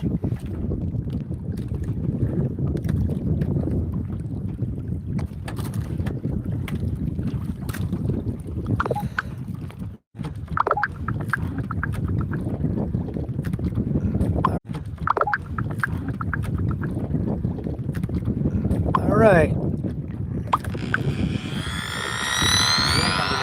mo, lalo kung summer, sulurod, may kinatubig po. Malayan yun, ang kami lang na, ang isa ka-drum, super kadlaw. Okay. Kahapon, ang isa ka-drum, gabi, away na. All right, guys, I'm back. Okay, I just got the confirmation. The solar lights are paid for. So within 30 days, I will have 30 new solar lights here. Right now, it is 6:32 in the evening. The sun has set. Yeah, we're back, PK. I did it on purpose. I had to go off to check the messenger. Be right back. Hold on, guys. Okay. All right, my brother-in-law just completed the payment. I sent him the money. He went to the JP Morgan Chase Bank to see if it was a walk-in bank. We could just make the payment over the counter, but it's not. It was only a corporate office here in Manila in BGC. So we ended up, I made the payment to him via GCash, and he made the payment. You want to bring that up here so you don't get hooked in your leg? He's going to get his plastic on. Okay, so anyway, my brother-in-law made the payment via GCash. I made the payment to him in GCash. He made the payment via his bank to pay JP Morgan Chase Bank. And everything's good. So, solar lights are paid for. Now, we wait for them to come. 6:32 in the morning here. Yep, I know, very early there, huh? It's 6:32 in the evening here. We're opposite time by 12 hours, exactly. Okay, so we're going to start pulling this blue rope in first. And let's hope we have lots and lots of fish tonight, huh?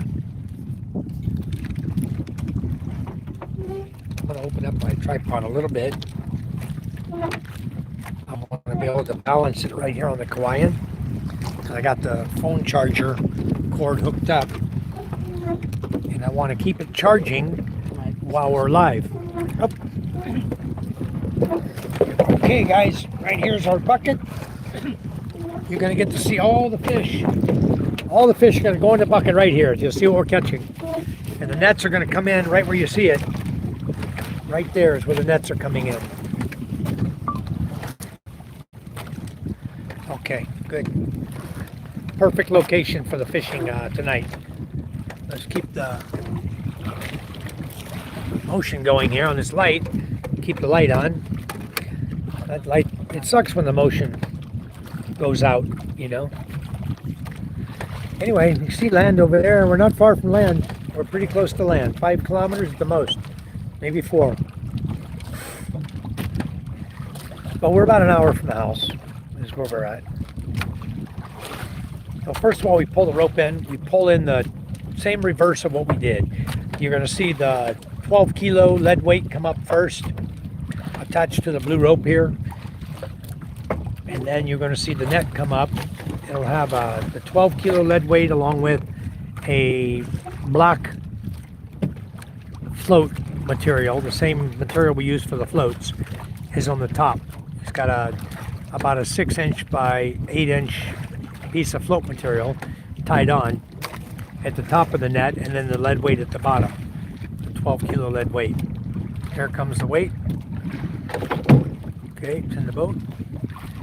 And then you're going to see the end of the net coming. Okay, here comes the paddle board, the block board.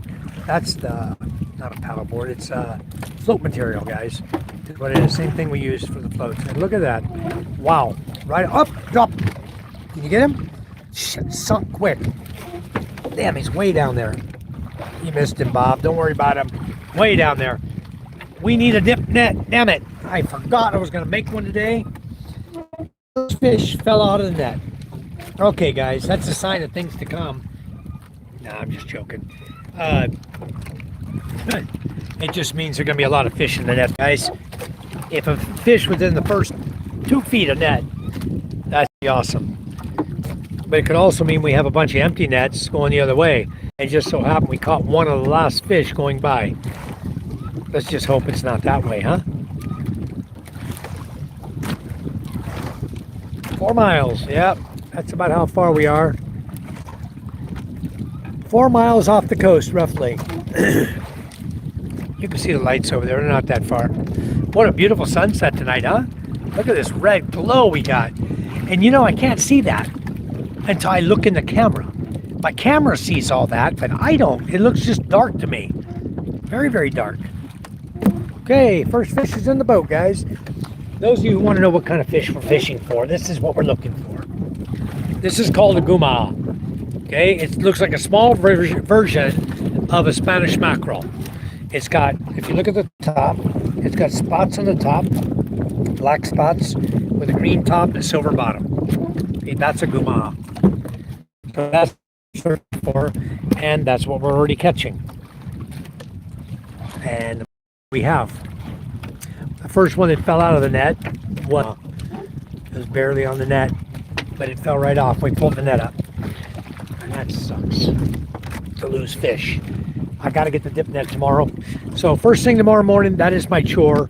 I'll get the, here comes another fish. I'll get the number 8 steel bar. I'll get some green net I got at the house, and I will fashion us a dip net that we can bring with us and we won't lose over the side. I'll try to put a hole in the handle and we can tie a rope to it if we need to.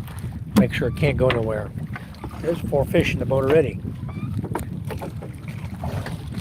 All right, we're fishing. Thanks, guys, for coming in. We much appreciate it. Thank you for all the support for our channel. Much love from you guys. It's so appreciated. I don't know if you guys got to watch all of our videos. I'm posting one up right now. It's like over an hour long. It's been posting all day.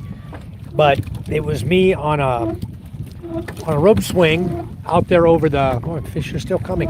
It's nice. I was at one of the dams, one of the waterfalls that we went to on Takao Island, and they had a rope swing there. So I was enjoying swimming and jumping off the rope swing. It's a lot of fun. I'm actually looking at a piece of property over there. But the thing is, we don't have any family living over there. So we'll see. All right. We get 2 more, we got a kilo. These are nice fish. You get about, I think it's 8 to 10 makes a kilo. 2.2 pounds. 2.205 pounds is 1 kilo. So when you hear us talking about price per kilo for something, for example, today I bought 1 kilo of shrimp, right? I bought 2.02 pounds of shrimp, and it cost me 400 pesos. And these aren't small shrimp. These are nice shrimp. You know, they're nice, large size. So I bought 1 kilo today, and probably we're going to cook those up tomorrow. But fresh shrimp and squid and fish, crabs are always available here. You just got to ask. Somebody's got them, and you can buy them. Crab costs 200 pesos per kilo for the big blue crabs and the green crabs, fresh saltwater crabs. Pusit runs about 180 to 200 for the large pusit, 180 to 200 per kilo for fresh. And what else? Shrimp, 400 per kilo for the large shrimp. I'd rather buy the small ones, but they have the large ones for sale right now. So I bought 1 kilo. And plus what you catch here. So when you catch fish, you can be guaranteed you're always going to have something to eat. A little roller makes a squeaking noise, guys. I apologize for those of you who it offends. I had a viewer on here the other day. He was telling me, oh, I gotta go. I can't stand the squeak on your roller. So he left. But anyway, there's a fish drop right in the bottom. Fell right out of the net, right in the boat, huh? It's nice. We gather all those up at the end of the night and take them with us. Here comes some more fish. Here they come. You guys can see them in the water when they're coming up. Oh, there's a big old buka bukao. That red one is buka bukao. Here comes some more. Guma. I'll get it.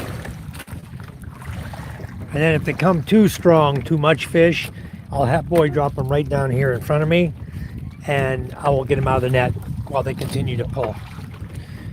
So then I'll set my camera down so you guys, I'll try to make it where you guys can watch the live feed, but I'll be busy fishing, getting the fish out of the net. I like to do my share to help out as well. There's a bukao there, the red one. Good taco meat there, PK.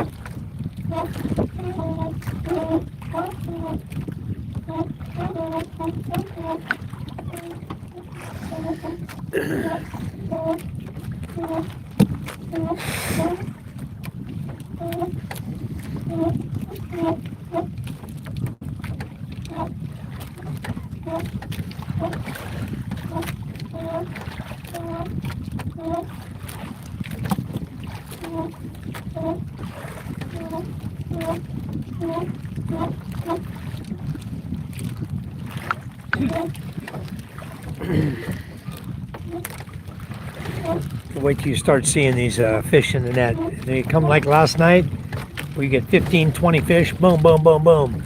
You'll see them, they just come over the top there.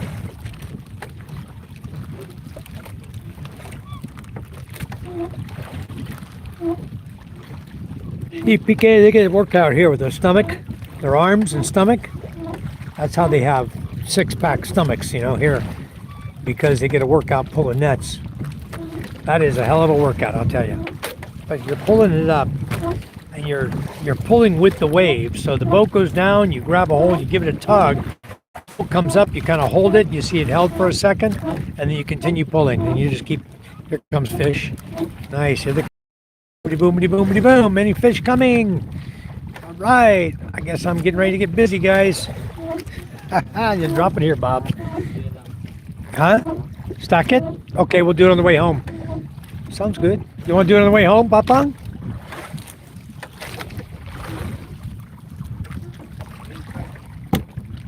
Huh? You can drop it here, I'll get him out.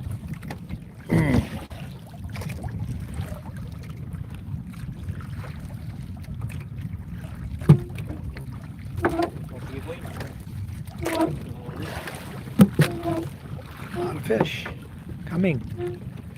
Many fish. Here they come. Oop, dropping out of the nets even. Here they come. Got a nice school here.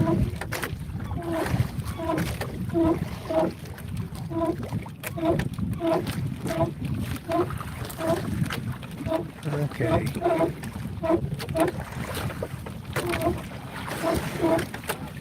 Dead section again.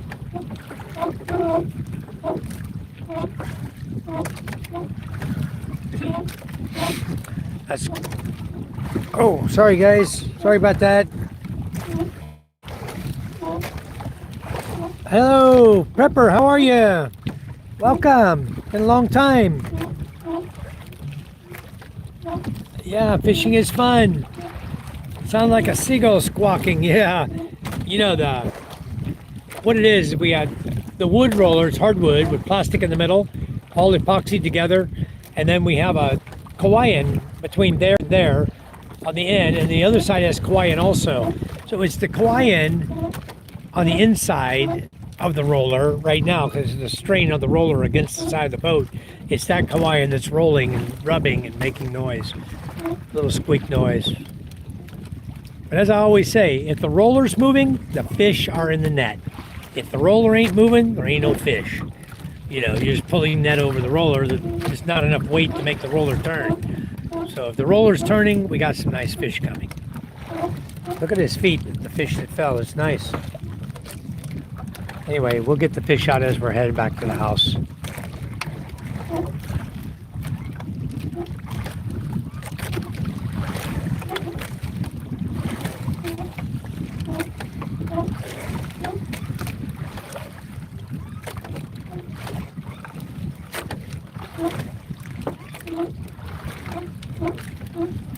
That section.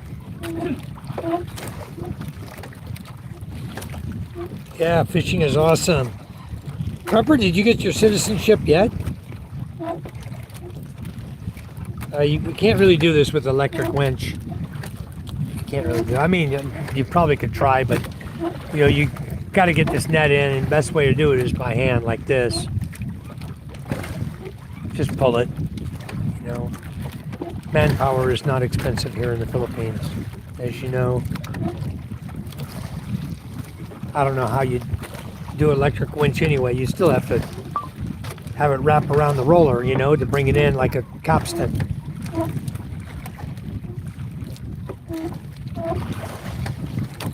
Got some nice guma on here tonight, though. We don't have that much, just a little bit. It's not that much fish tonight.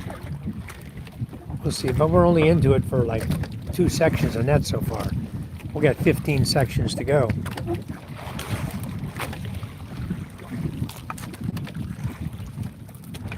There's some fish. There's 3 more. They're still coming.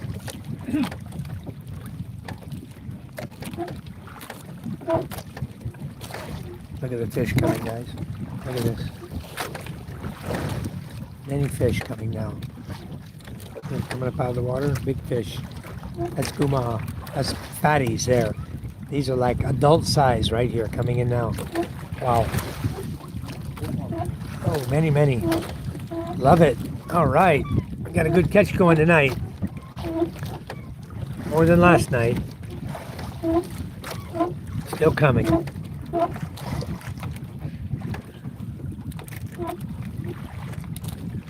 Sorry about my sorry camera work, guys.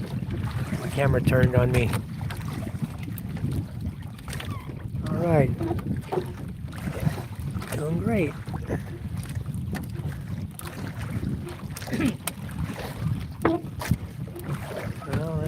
hope it continues.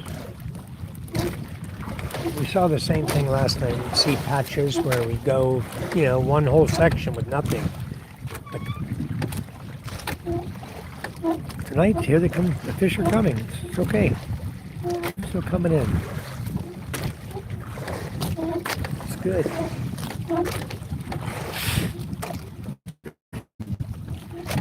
Nothing better than being out in the ocean in the middle of the night, you know? 7 o'clock at night, sun is set, beautiful out here, the wind's blowing, little 2-foot waves, 1.5-foot waves, catching fish in the net, making money.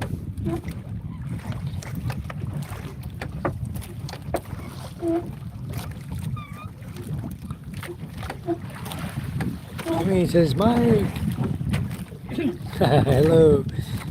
Hello. Good night.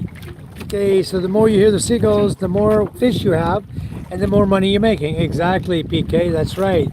You hear that squeak going on? That's the sound of money. Yep, exactly. As that roller's turning, them fish is coming in. You're making money.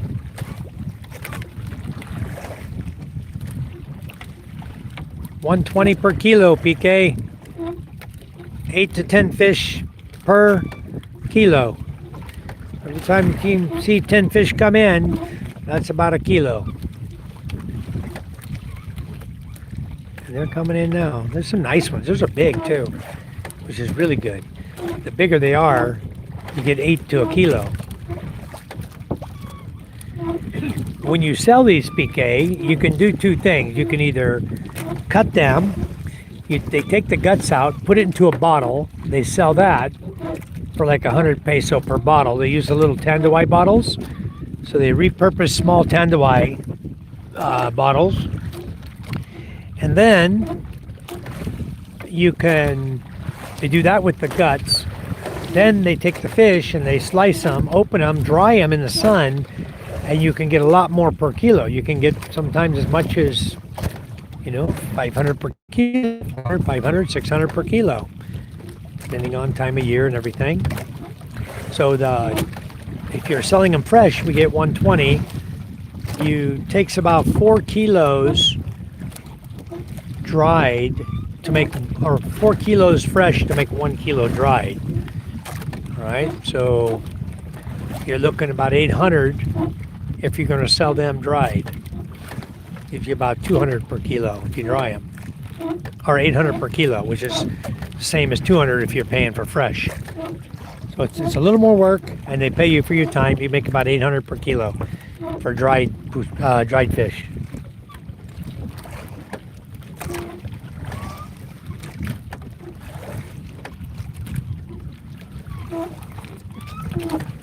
Okay, wow, my phone's not charging. It's 4%.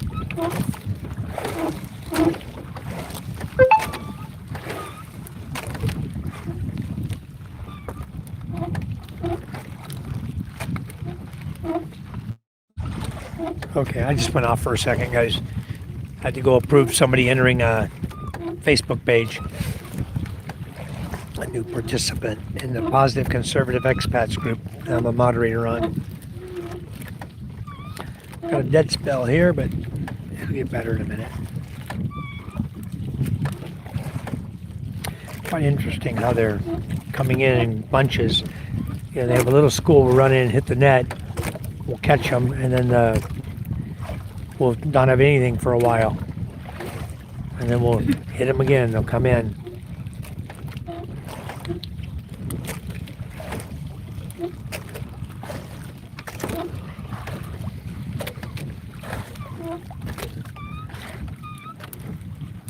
There's some more fish coming. Here they come.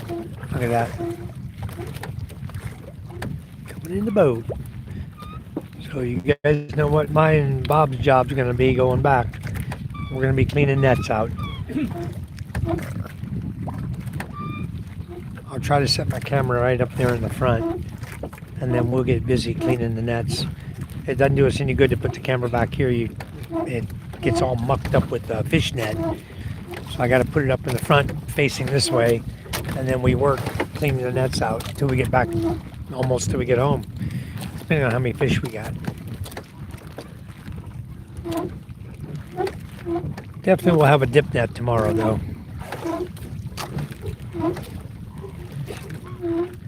You really got to be careful in the front there. The guy in the front pulling, you got to be careful when you're reaching. Make sure you don't grab a sculpin. A sculpin will sting the hell out of you. There's the next section, the yellow rope. That means next section just got in. That's like number 4 just came in. 11 to go. Look at that. Wow. Very nice. Very nice fish. Like a big carajo is what it looked like.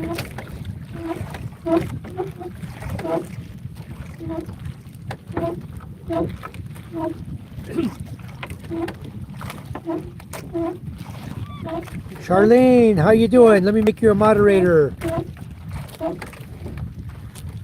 All right. Thank you, Charlene, for coming in. Let's see. Hi, Charlene. I am American. I'm living in Masbate Island here in the Philippines. We're out fishing. We're fishing in the Asid Sea, just off the coast of Masbate, opposite from Balud, Masbate. We are between Masbate and Cebu right now, or should I say Masbate Island and Gigante Island. Asid Sea, that's where we are fishing. And this is pretty standard for us. Welcome to the live feed. Fishermen. Yes, I am American, Charlene. And my wife is Filipina. My father-in-law here is on the front of the boat, holding the net. And Bob, working with my father-in-law, is our neighbor and a relative. And we're all out here trying to catch some fish. Yeah, that's what they do, PK. They ferment the guts and then they sell them in the market. Garum. Yep. Yep, you can have it. Yes, I'm American. Thank you, Charlene. Thanks for coming in. Where are you from, Charlene? Charlene, you look Filipina. Where are you from? All right, you're a moderator now. They're fishing me in. All right. Thank you, Jimmy. What kind of fish are you, Jimmy? Hello, Charlene. You're from Colorado. Very nice. Are you American or Filipina?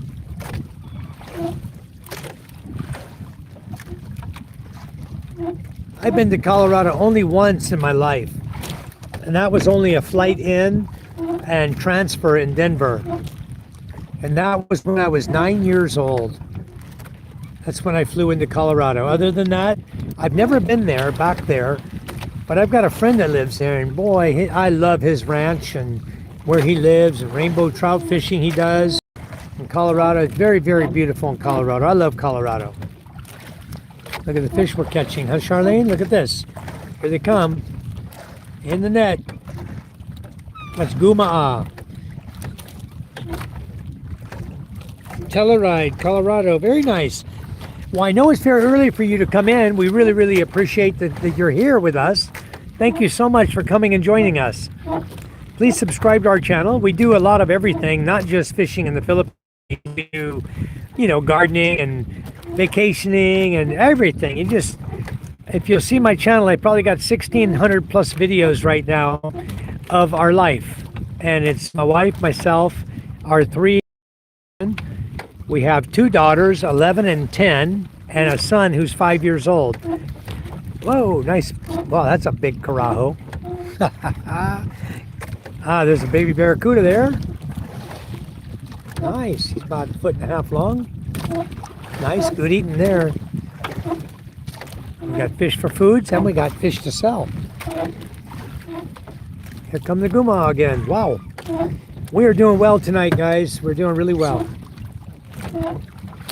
Really happy with the amount of fish we're seeing. There's some fatties here.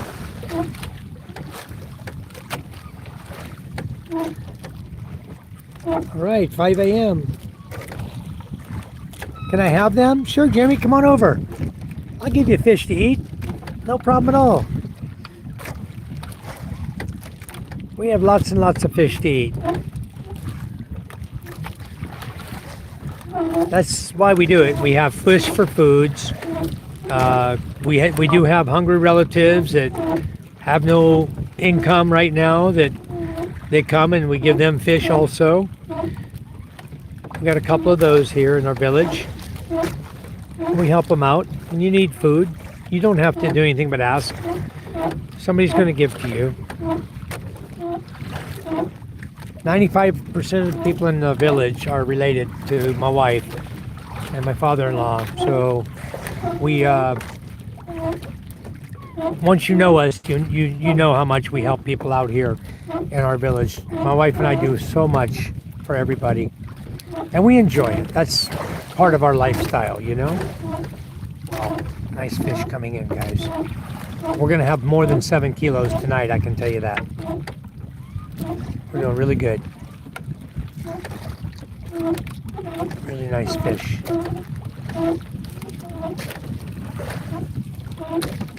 Bob and I got our work cut out for us, huh, Bob? All these fish you see coming in the net, he and I are going to have to work to get them out of the net here. As soon as we finish the pull and start heading home, he'll start the engine, and then my father-in-law will drive us home, and he and I will clean nets, and you guys can watch us do that.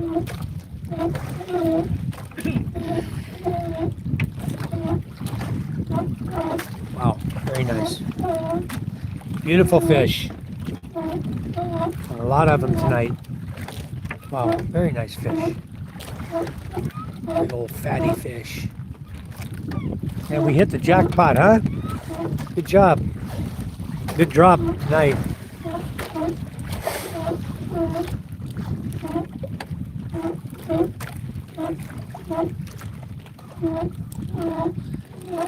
Charlene, the net is 1,500 meters.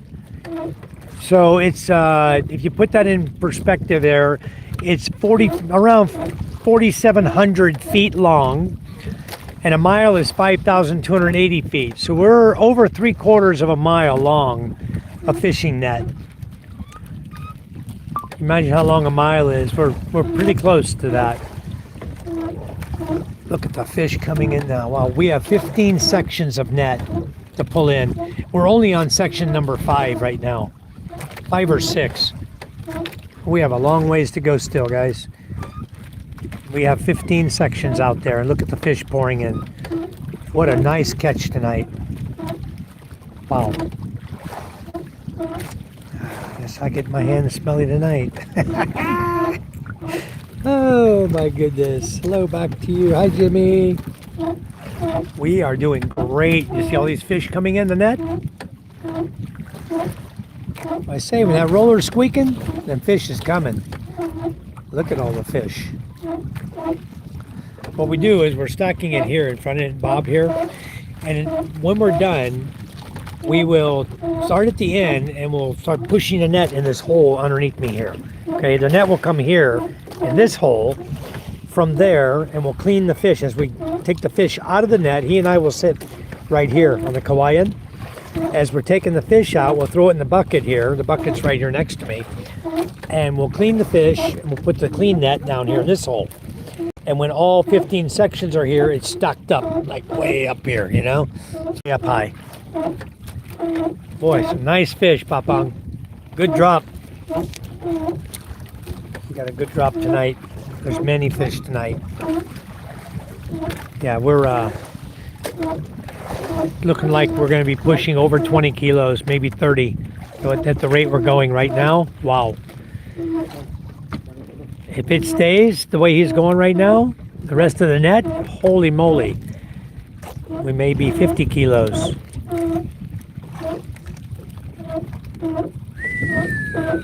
Wow, love it. Money in the boat. If the fish is in the boat, it's money in the bank. Very nice catch tonight. This is probably the best catch you guys have seen us do since we've been coming out here and doing fishing videos. Okay, here comes another section. I think we're up to section number 7 now. Wow. That's all I got to say. You guys see that? Wow. You see that, PK? That is a big old wow. Yeah, you got it, PK. Ah, Lots of fish. Man. Lots of fish. Yeah, we can say wow now. That is the best catch you guys have ever seen us do. What you're seeing tonight. It's freaking awesome. Very nice net drop tonight. Very beautiful. So that guy that affected us tonight, he dropped his net early. All he did was scare the fish over here into our net. Oh, look at this eel, PK. There you go. See how long that is? That's about a 4-footer there. He's a big old boy. A big old eel. Yeah. Get him down to the bottom of the boat there. He was munching on some fish. That eel was after our fish. So there you go, PK. We got eel tonight. We always catch them. Eels are pretty common here. As long as the fish keep coming in.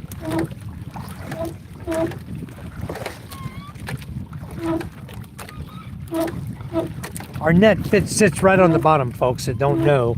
Our net is on the bottom, and the floats hold the net up 2 feet, or 2 meters, 2 yards, okay? 2 meters high, 6 feet.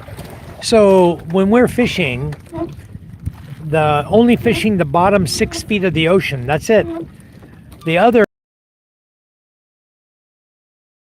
are 6 feet down there going in, swimming into our net. Imagine the sheer volume of fish that are out there that we're missing.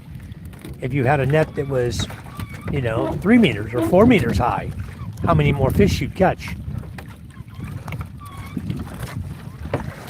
Anyway, we're doing really, really well. You see the fish in the net down here, stacked up. We got to get all those fish out of there. That's a pain in the butt, but we'll get it. We're used to it. Still coming in. Still making money. These guys are happy. They're making money tonight.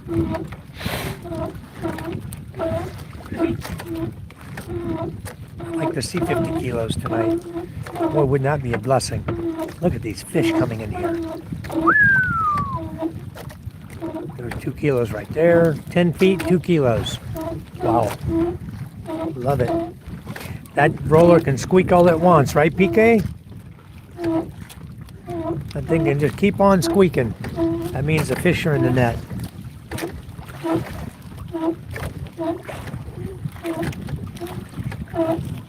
Make some Naga Don with that eel, or just real eel. I don't know. They're going to give it to Bob tonight. When you're here, PK, we'll get some. We'll get eel for you to grill or do whatever you want with. You can make anything you want out of it. I think Bob got it the last night. I don't know if we keep it tonight or not. Or if my brother-in-law Den wants to cook it. They like it too. I think the last night we gave to Bob to take home for his family.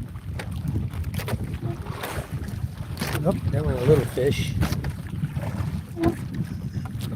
But look at the fish coming in here. This is beautiful. You're not going to catch this many with the rod and reel, PK. It's going to take you quite some time. That's why net fishing is such a blessing to make money. And this is legal fishing, guys. This is not illegal fishing. We don't do any illegal fishing here. We don't do it. No need. There's a lot of illegal fishing boats here. And we condemn them, because that's not the proper way. And it takes away from the poor fisher folk like us who are out here with our nets trying to do it the right way. This way. And make a living out of it. It's hard to make a living fishing here. It's not an easy life. But tonight, wow. All I gotta say is wow, guys. This is a nice wow.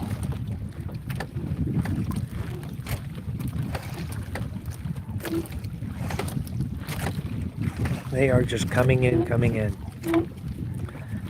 Right now we're pushing 25 kilos, I think.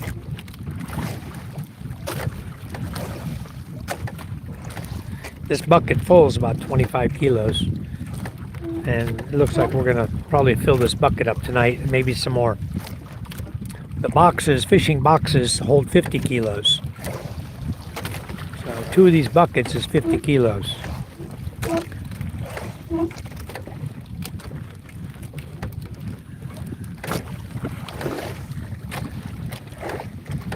Alright, get a little break here.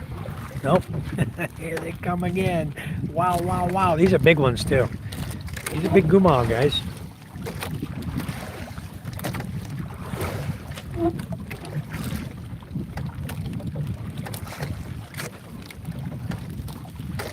These are some nice fat gumaw. These are hard to squeeze through the net. You got to pretty much take them out of the net or break one strand of the net to get them out of the net. I'm gonna have to learn to sew net so I can start helping sew the nets out here.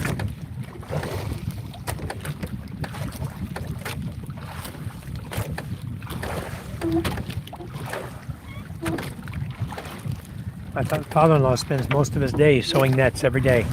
He's sewing nets to make sure the nets are good for us to go fishing on this boat. He really works hard. Sewing net all day and then fishing in the evening. And this is the payoff right here. This is how it pays off. Wow.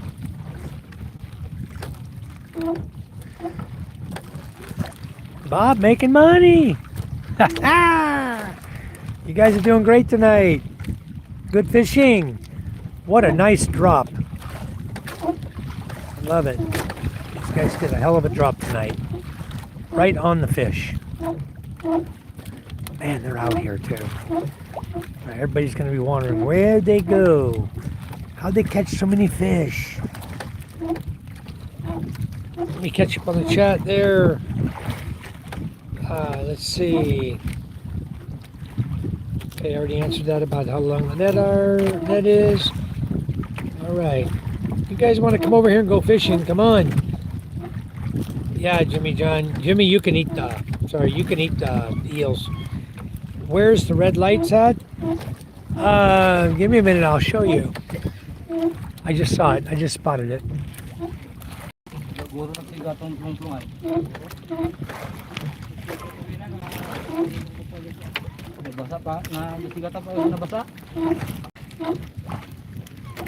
It's out that way, somewhere.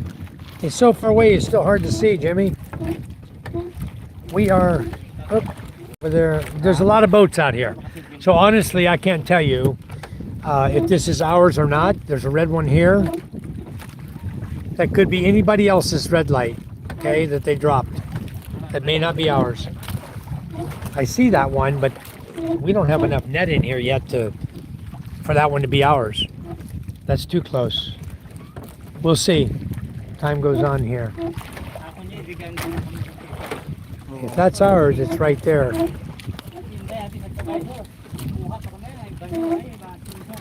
You see the red light there, Jimmy? Bouncing around a little bit. I got zoomed in a little bit. Right there in the middle. There you go. Yeah, watch the replay of the live. Exactly.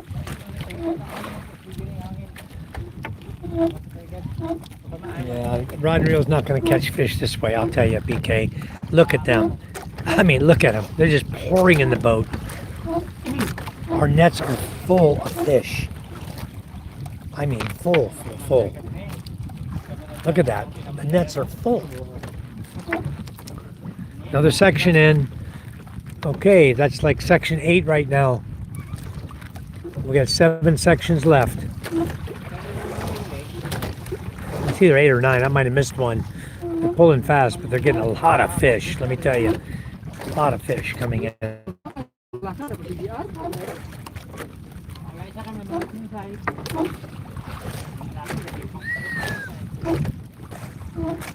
John will be happy.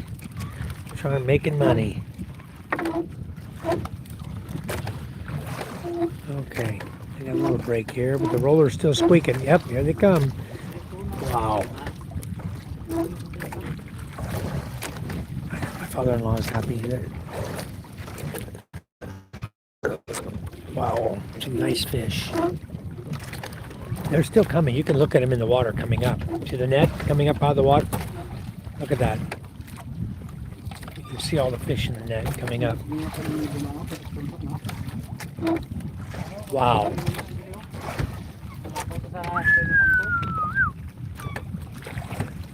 Yeah, it could be a 50 kilo night tonight. 50 kilos. That's 6,000 pesos night. Not a bad haul. This is one of the best catches we've had, I can tell you that. I've seen some good catches, but this is really good tonight.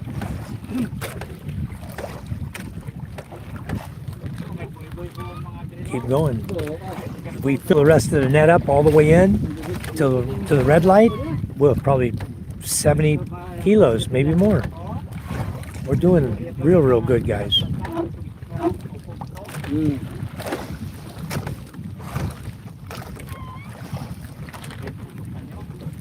There's another one, another eel.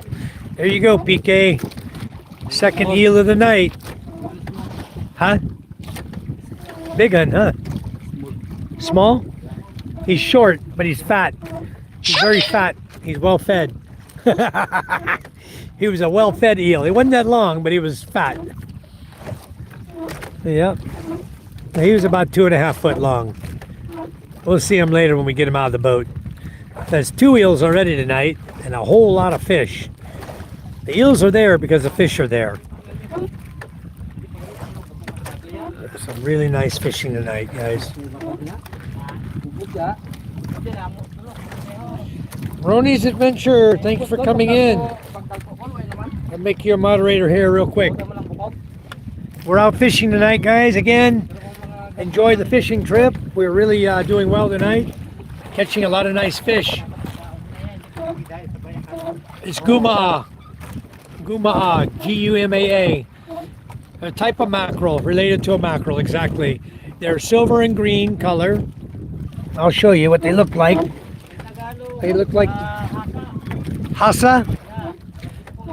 This is called hasa in Tagalog, guys. It's green on top, has black specks on the top. At the top fin, black marks, like that. Silver body, okay. It's called gumaa. That's what they look like. We got some way bigger than this. That red one down there is bukao bukao. This guy, they get much bigger. These are great taco meat. If you want to grill a fish, this is a good one to grill. Delicious. Of course, any of these fish are good to grill. We grill them all. Anyway, so far that's what's in the bucket. But if you see the net here, it's full of fish. Many. And you see up there by his feet, all the fish that fell out of the net. They're getting a reprieve right now. We probably got, here come the fish again. We probably got 25, 30 kilos in the boat right now. They've caught quite a bit. 50? Huh? 70? Yeah, the way it's going, huh? It looks like it might be 70. I mean, there's a lot of fish coming in here tonight. So I said, if we get fish from now to the end of the net, wow, it's going to be over 70.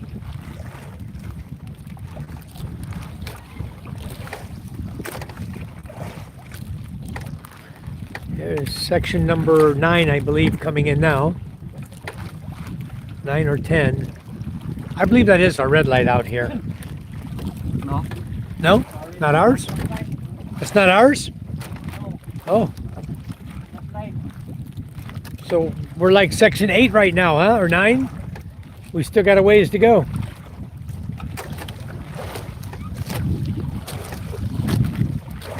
I have no idea where our red light is, guys. He said that's not ours, so we're about section 8 right now. That's usually when you hit the top of the boat.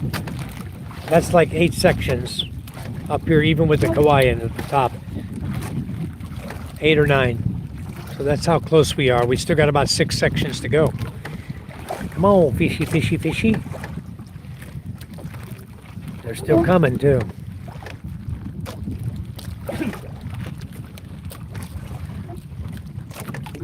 Imagine how heavy these nets are. They got to pull them in, arm after arm after arm, pulling.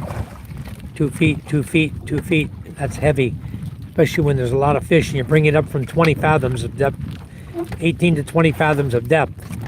and then they're full of fish like this. Wow. It's a workout for sure. These guys don't stop. They are hard at work doing this.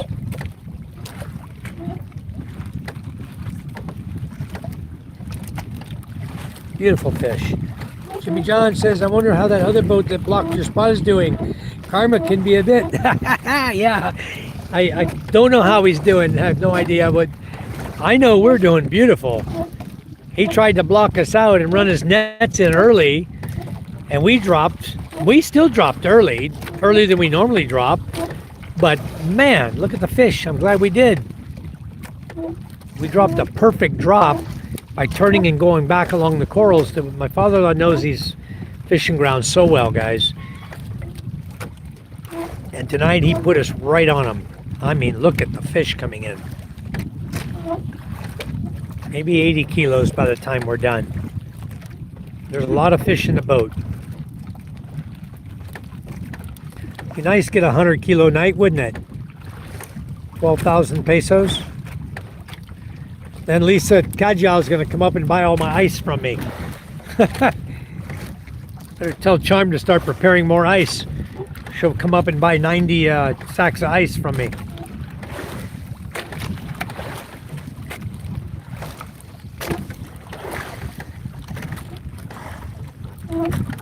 Yeah, I made Roni's Adventures, I made him a moderator. I don't know why he's still not blue.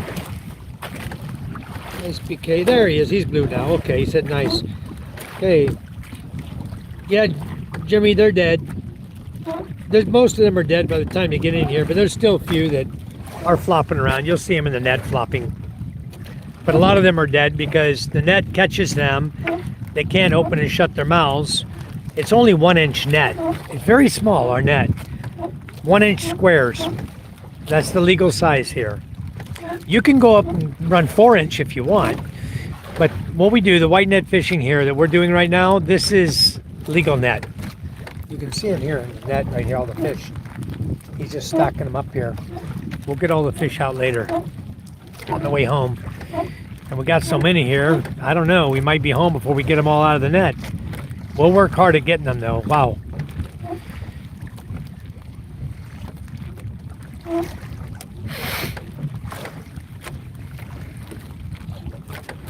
There is just a lot of fish tonight. Unbelievable. Now what we'll do is we'll sell these, then they'll send them over to Carlos, to Panay Island. Then Panay Island will have a lot of fish to sell in their fish markets. If the market's not buying fresh, then we dry them. We lay racks out, we dry them all, and then we'll sell them as dried, make a lot more money. I always wanted to dry and vacuum seal it and wait till there's no more guma dried and then break my fish out and put them on the market and get twice the money, you know. Instead of 800, get 1,200 per kilo for dried. Boy, there's some beautiful fish coming in. Look at this. Oh, somebody dinged me. Oh, this guy, he never watched my life. He's always sending me messages on Messenger, though. This is the Philippines, Ranyo, yes. We are at Masbate Island, Philippines. Masbate Island. I used to order cork from the Philippines for fishing rods that I built.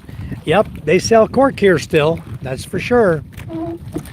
Right now we're out here, we're net fishing. This is a legal form of fishing in the Philippines, and we're catching gumaa, which is a little sister fish of the Spanish mackerel. The only difference, these have spots on their back where the mackerel has stripes on their back. They're same green on top, silver bottom, but they have stripes, and these have dots. That's really the only difference in these fish. As far as the meat goes, they still have a bloodline just like a Spanish mackerel. Same type of fish, very close. Fast swimmers, hard fighters, you know. Boy, and they are coming into the boat like crazy tonight. We are catching a boat full. Our nets are full. It's awesome. You know, you don't see this catch every day. You can see the net shaking coming over the roller. That tells you there's fish in that net. Here they come again.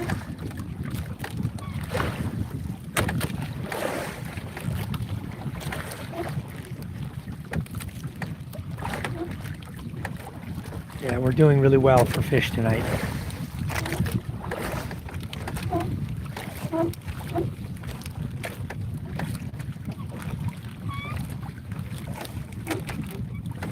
We still got a ways to go. We still got about 5 sections left.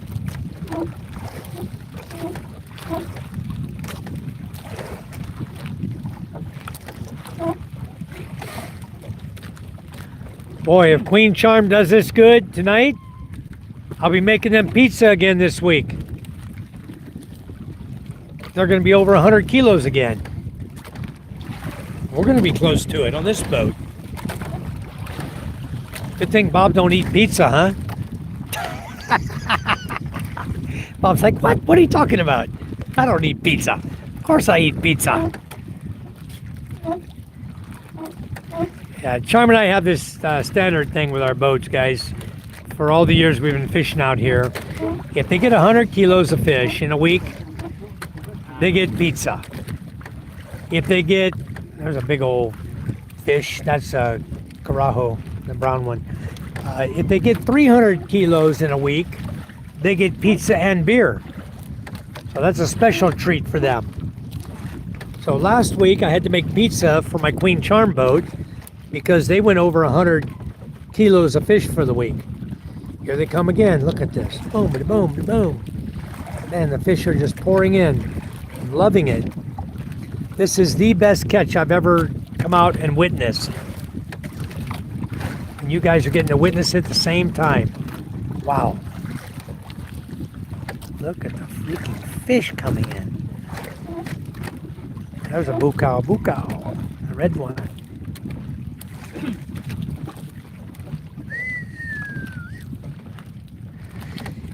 And what happens a lot of times when we get so many fish, you go into port, you're still cleaning your net. Everybody knows you got fish. They'll come out and they'll help you clean your net. That's our light, right? Right there, yeah, that's the one. The red one. That's the one I've been watching. We're about 4 sections away, or three sections away from the light. That's the one I've been watching. We're gonna run out of net before we run out of fish. Dang, it's been such a good night fishing. We're gonna have fish all the way to the light. Our light's right there, guys. That's our red light out there blinking.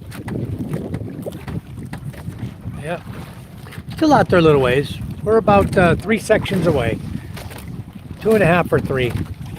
But the fish are still coming in the net, so that's good. Look at this, beautiful. Somebody got the boat underway. Already going home. They didn't have as many sections as we had, obviously. We didn't catch as much fish. 15 is a lot of net to carry on this boat. We used to carry only 14, and we've carried less. But now we have the ability. Since we raised the sides of this boat up, did the remodel on it, and raised it up about 10 inches. We're able to carry a few more nets than we normally would be able to carry. And safely. We're not going to put the front of the boat under the water. I hear him right there. The other boat running.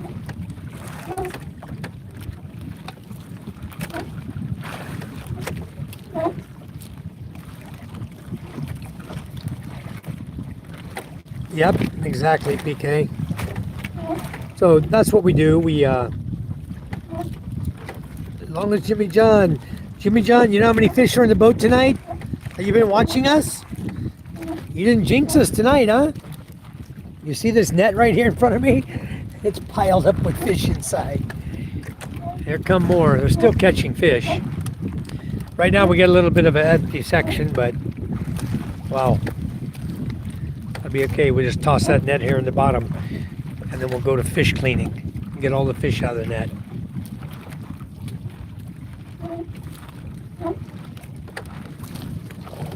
There's some more fish coming now. Somebody's out of here. He just fired up the second engine. He's gone. Heading to the house. Somebody, another boat.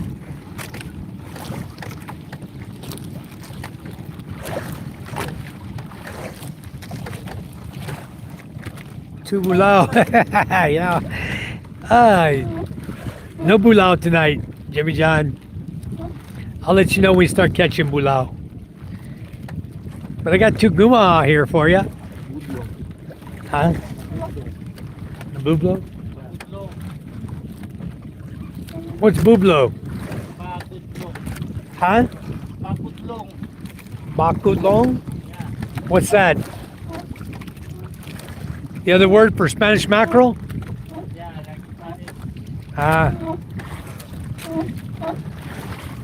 I'll give Jimmy John some bukao bukao. I'll make him some fish tacos. Home cooked tortillas and fish tacos. He'd like that. I got some mayo and some pickle relish. We can make some sauce and we'll make some homemade fish tacos with lettuce, cucumber, tomatoes. That'll be so good. Fresh fish tacos. Oh, you guys didn't know we had tacos last night. We had beef tacos last night at home. What Charm fixed for dinner. Oh, here come the fish again. Wow. Nice ones. Oh boy. More fish coming in. We're doing great, guys. We still got about 2 sections of net left. Still catching. Yeah, 2 more sections left. It's coming. That's our light right there, I guarantee. Maybe 1 section, huh? See, you can run out of net before you run out of fish. We're doing excellent tonight. Wish we had more net, huh? You want to put 16 or 17 on here for tomorrow? As long as the zippers stay away from here, we'll come back and catch a lot of fish tomorrow. They move around though, guys. The fish move around a lot. We're 2 sections done. What a nice... Put us right on the fish tonight. Did great. All right. Jimmy said eel. Yeah, we got 2 eels in here, Jimmy. We got one that's about 2.5, 3 foot long. We got another that's about 4 foot long. So we got 2 eels, a bunch of guma, a couple carajo, a couple barracudas, small barracudas, and bukao, the redfish. Got a few of those, 3 or 4. But we got a hell of a lot of guma, I'll tell you. And that's the money fish. That's the ones we come out for.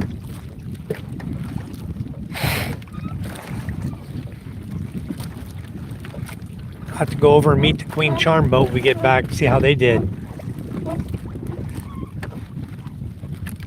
They got 21. There's a big old bukao. Or maybe that wasn't. Maybe that was a different fish. It looked like a different fish.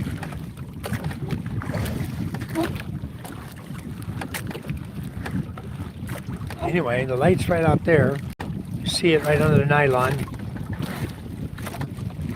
Why don't you see it? It's right there. Looks like it's far in the camera, but it's not. We're 2 sections away from being done. Fish are still coming in. This is a hell of a night. This is a 70, 80 kilo night, guys. Really good night. You start packing it again, I'll call it a 100 kilo night. No, it's a beautiful night for fishing, that's for sure.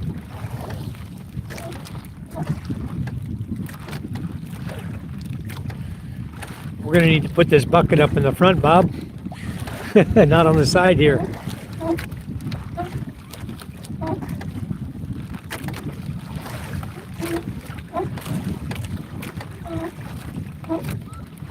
Okay, got a dead zone. Gives them a break for a minute.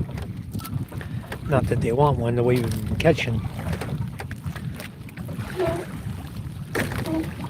But what a great drop.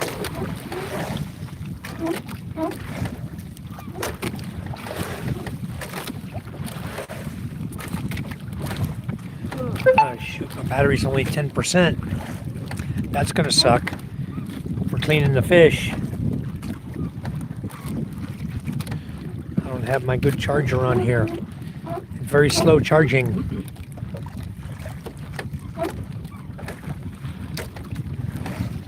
I can't take that up there in the front. My Wi-Fi mini's tied. Somebody's flashing a light at us. Over here. Shining his white flashlight over here a minute ago. Somebody's going by us right there with a green light.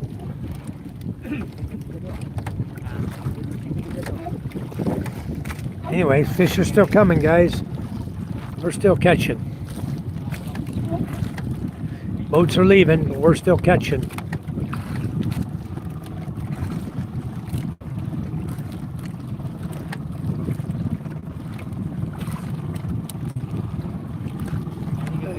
Quinana do Tai, huh? Of San Antonio.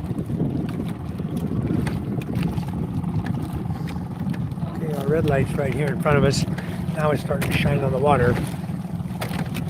We're still a good section away. Okay, I think this is the last section coming in now.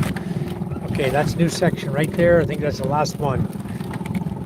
Number 15.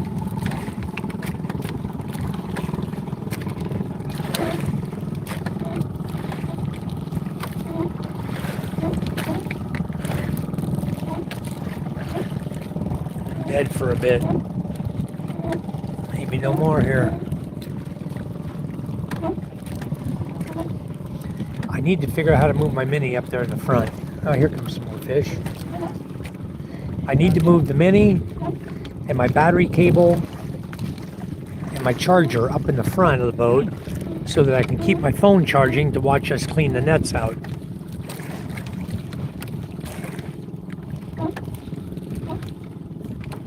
We're almost at the end. The red light's right here, guys. It's right there, glaring on the water. You can see the glow on the water. That's how close it is. Still catching fish, though. All right. Almost done. I think what I need to do is I'm going to grab my mini, tripod, take it off the tripod. I'll set it right up in the front of the boat. So it's laying on the wood. I think it'll still get good signal up there.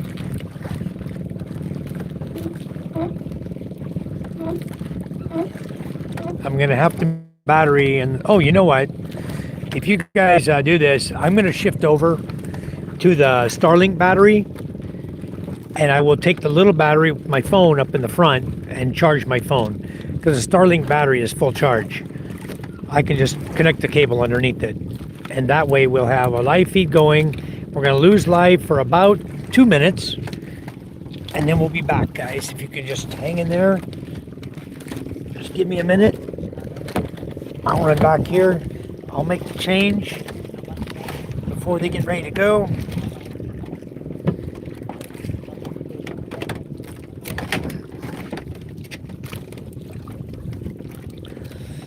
Let me make the mini change back here, guys, and we'll be live. We'll be off our live for just a minute, and then I'll be back, okay? You guys just hang in there. Hello, Kapiti. You guys just hang in there. It's going to be about 1.5 minutes, 2 minutes, and the Wi-Fi will come back. Okay, guys, we're back live, and we are done just in time. The net is in now, but we got back just in time. We got our live feed going in the back, and as you can keep charged, I'll move my tripod to the front, and then Bob and I are going to get very busy here cleaning nets. Let me you gonna start the boat, Bob, or no? Not right now? Okay. Well then, let me I want to move this anyway so I can help you clean. Oh, that's slippery, huh? Wow, look at all the fish he's got down here under his feet. He's cleaning up underneath his feet right now. There's one up there in the rope compartment too. I see him. Now I'm going to set the tripod up right up here, guys. Boy, this is slippery. A lot of fish tonight.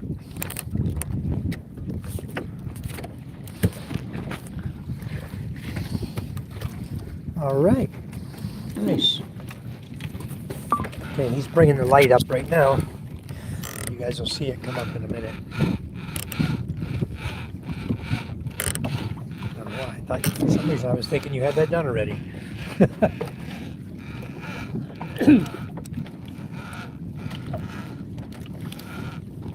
Slippery and slimy up here, huh? Should have grabbed the bucket, brought it up here. We can wash the wood down.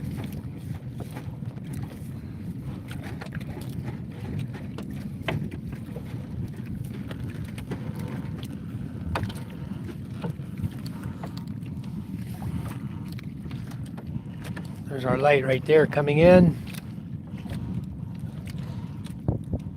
Hello, God's Country. How are you? Welcome. We're just wrapping up the fishing trip here. We'll show you what we caught here in a minute and what we got to do. What's next? Vite. Yeah. Hats off to these guys. Boy, they work hard, don't they? Very hard workers. Exactly. God's Country said hi. They just pulled in 15 sections of net. Oops, and as you can see, right now he's cleaning fish out of the net. Every bit of this net you see down here underneath our feet is full of fish. I mean, he probably got 70 kilos tonight, so that's what I'm going to do is, you see how much we have in the bucket already, just getting started.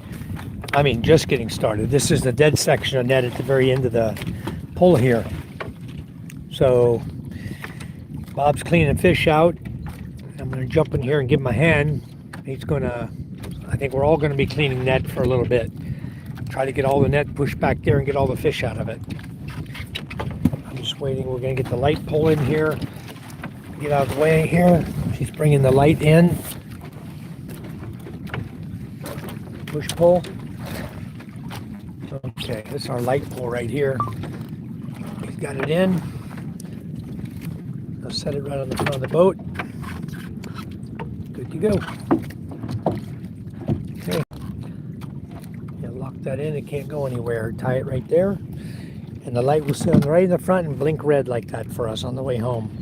You just sit right on the front of the boat up there. Okay.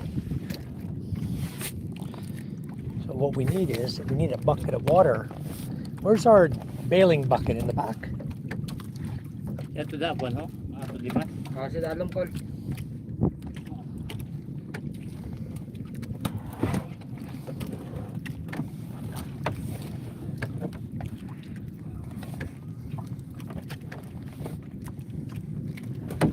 I don't know where it is.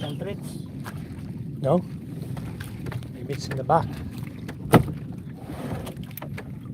I'm going to just slide up here. I want to put this, he's looking for the bailing bucket so we can rinse off the boat because the boat is really, really slippery here. Really nasty. Pull the net in. There you go. Okay.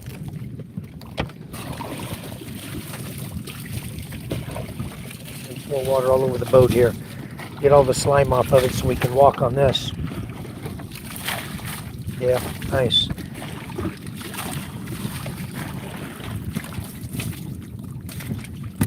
Get the wood, there's so much slime on the wood there. When you pull the nets in, you get everything that comes in on the net, and it's really slippery. So all the mud, everything that's off the bottom of the ocean comes in with it. You see he's covered in it, his legs are covered in it too, the slime from the nets. Okay. Now we'll trade positions with him. I'll go back here in the front.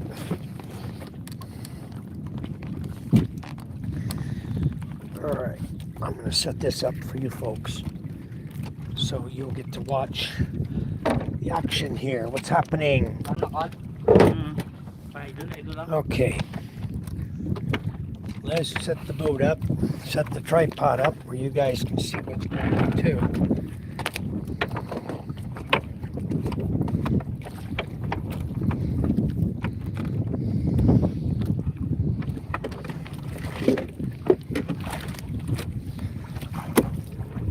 Okay, now I gotta figure out how to tie it.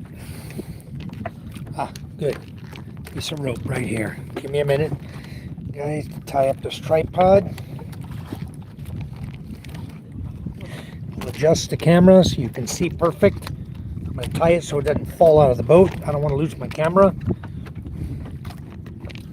I'll adjust the camera back in just a minute for you guys. So you're looking at the fish we're cleaning out of the net. Okay. Let's see where we're at. Right here.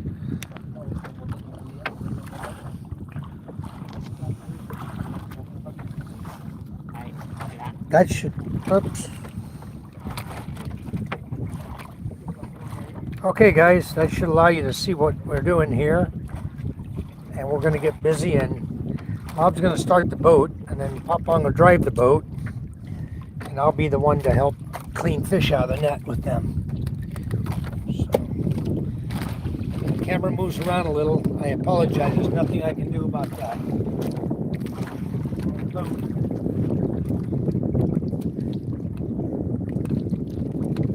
Let's get there too. Let me get the bailing bucket real quick.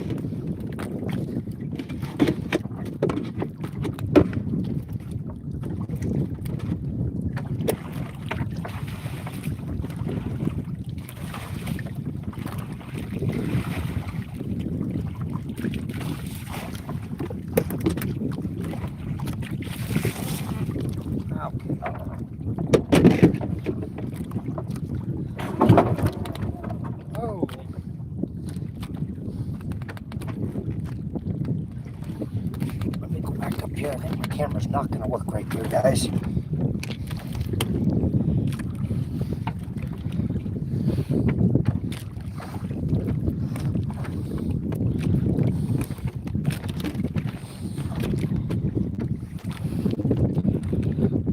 Gotta keep it still somehow.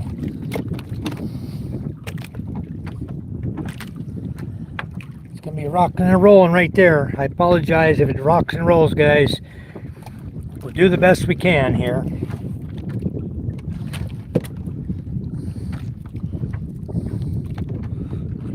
I can't make it any tighter.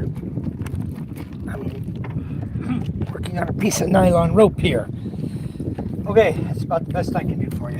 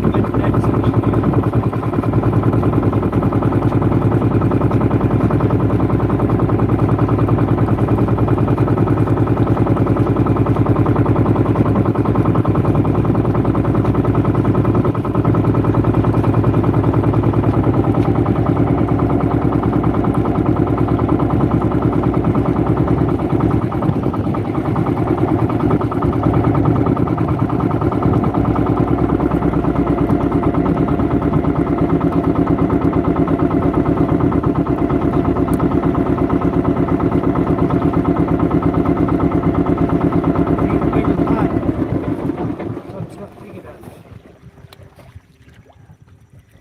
Did these fish fall down here, or are they still in the net? Oh. Right.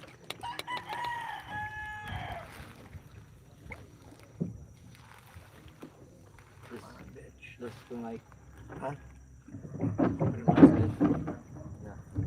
This side. Oh, got right out, didn't he? Okay. Yeah, it's pretty key. Right here. Right here. Oops.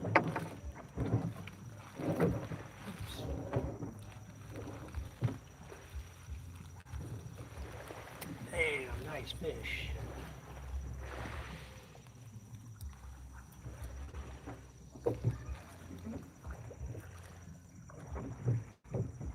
Did we miss that one, or did it just fall down there?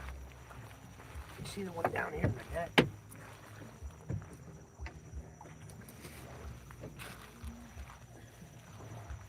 Right here.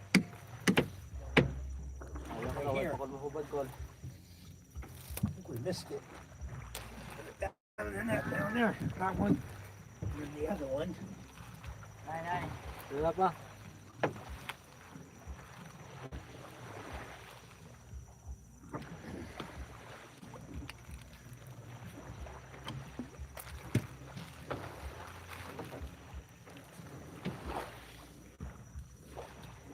Oh, sige.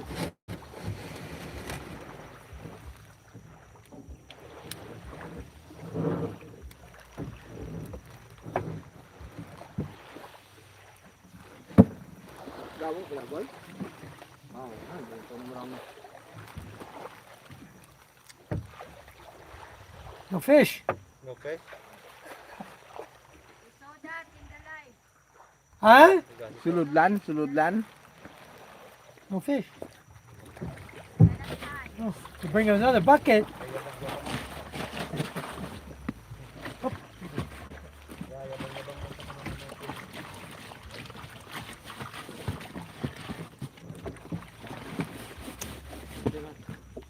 Inukay na niya.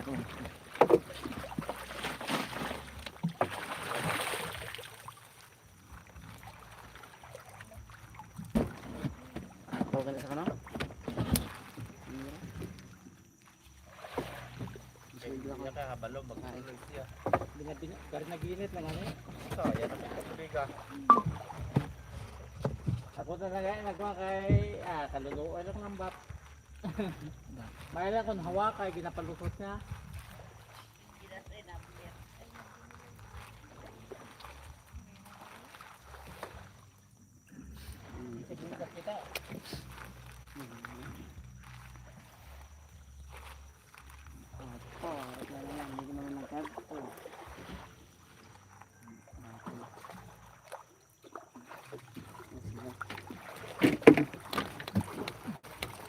Kita. Cinta.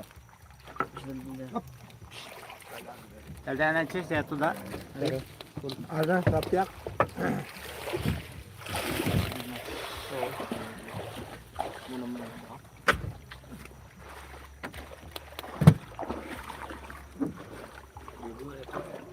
Ini ano kay Buboy? 3 kilo. Parem lang kami tuwag. Ito namon, sa kuha. 3 kilo kan. Naulihe siya pag ariya. Plaster na kami ang nag-ariya sa. Garon siya.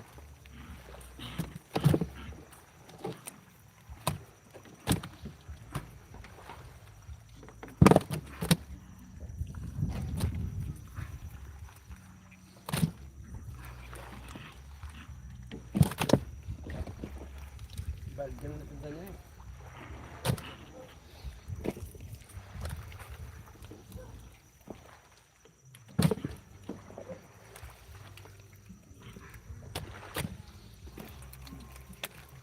Oh, that's enough. You can carry that?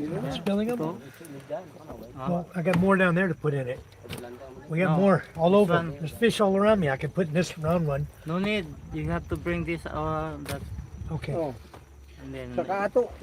Oh, usado na. Okay. Na, pasaka na.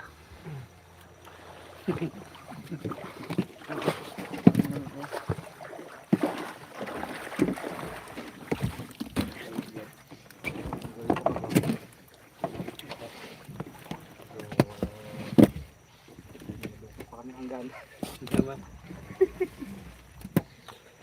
Gagaan sila. Ikut iman. Pahanggan.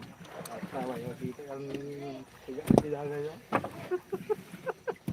Benar-benar dicuangkan. Yan Michael from Hanggan. Huh? From Hanggan. I don't know. What's that? Are you trying to figure out where we caught our fish? Huh? Maybe from the Mocab. Lumukab.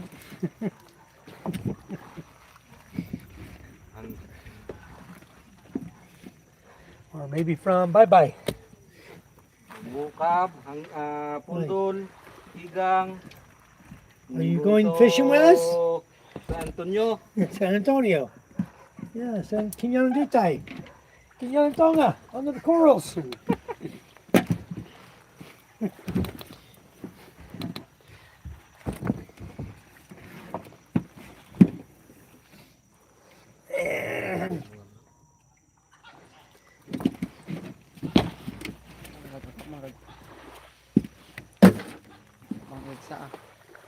You know there's a big old eel down here somewhere. He's in here somewhere. He's about 4 foot long. I want him to bite me in the hand. Bila. Maybe ang gulaw. Ay, ganila, nagmubo man na ya. Kusing ko ilakan gumaan. Siya mo puro gumaan. Makuhaan sa agaya kay may bagong ikan. Takot pud kay ko. Sila. Sila sa lawod. Makuhaan sa agaya. Dai kung sa gilid kong aga kay. Mudwet mo na kuhaan mo. Wala yung ano. Aga.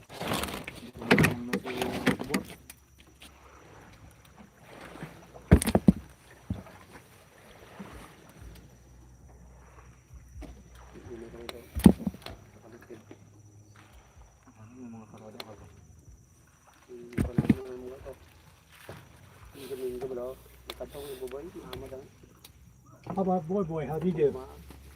Oh boy, how'd he do? Any fish?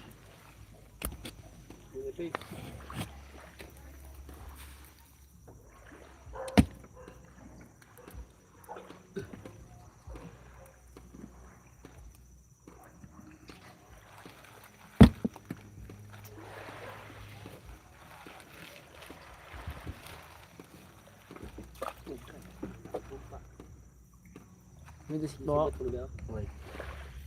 Isok ko dispo. Hindi kaya mo di ko ya.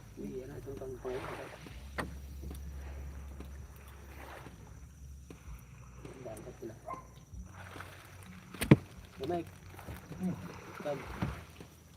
Dala na di sa ako ang gadaron ini.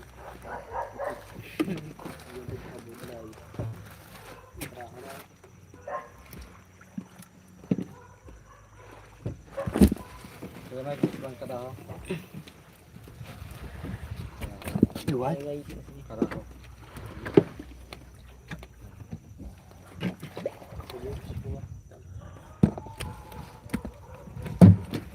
Malagubukag. Wala daw, tingin ka pa no. Nga jotay. Lakbo ka, ako na. We still got fish in the net.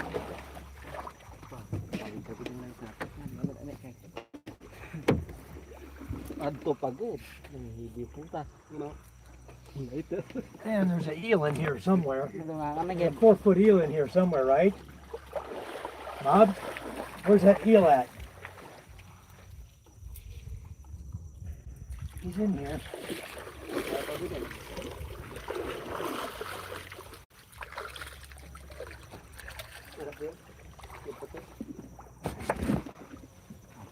Okay, keep going. Ay nang all.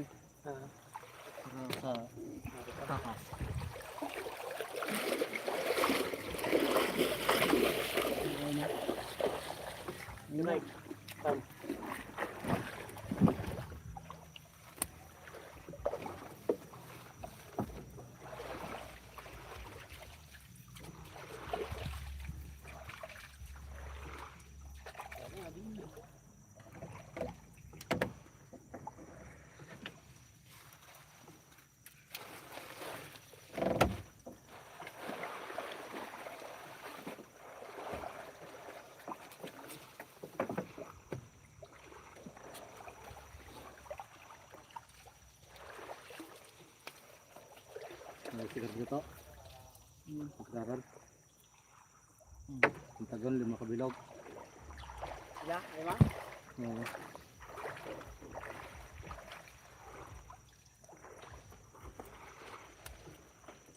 Ito 30 ya. Ano 30? Iba 30 boy, no? Sobra to. Di mo naman na ya? Puno-puno to, no? Di mo naman na ya? Oo. This one here. Puno-puno to, no? Puno to. There's one here in the net still. Two of them. Mga 30 to. Get these out. Kamot.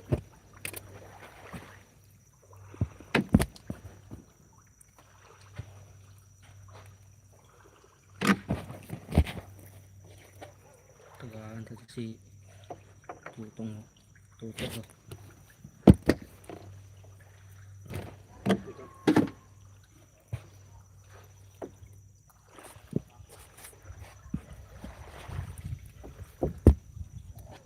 Kamot.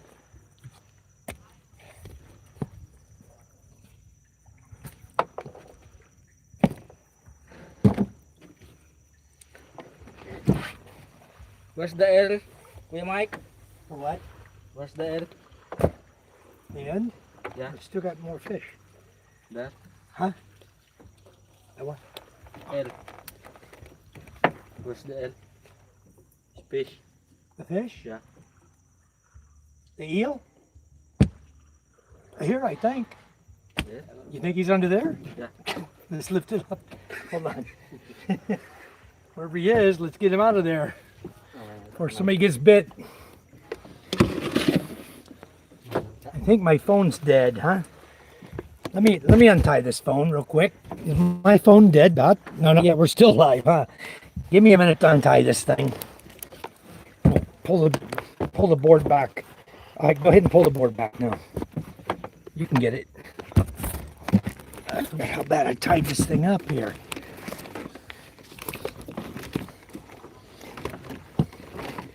You guys, I'll be with you in a second. Just got to get my phone untied here. I wrapped it up here with a rope. We're looking for a 4-foot eel that's somewhere in this boat. That's as bad as having a snake, you know? All right, how we doing? I got 18% battery, I'm good. You see it? Huh? You don't see it there? He's in there. I think he's under the net, actually.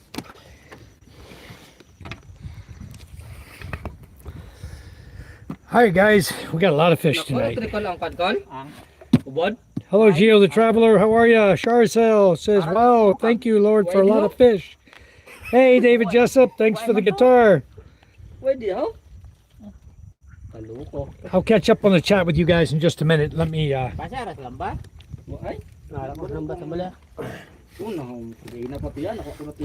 whose fish is out on the front? Bob? Whose fish is all this on the front up here? About 10 pieces up here. 15 pieces of fish. Who's that belong to? Can we put it in a bucket? Huh? We can put that in the bucket? I think it's underneath the net there. I honestly think it's underneath there. Because it went down between the net. I think it's down underneath. How about all this fish, Papang? Here. What's all that? Maybe jury. Tuto. Who? Jury? Tuto. Toto? Patreng. Tuto patrek. Train? Why he got so much fish? Sigarilyo. Ato gipawa ko sigarilyo. Why has he got so much? My question, maybe he could have 10 pieces? Give him 30 pieces. pa higat pa ano. What's he doing to earn all that? Did he help? I don't know. I'm going to get my backpack. I'll get my stuff out of here.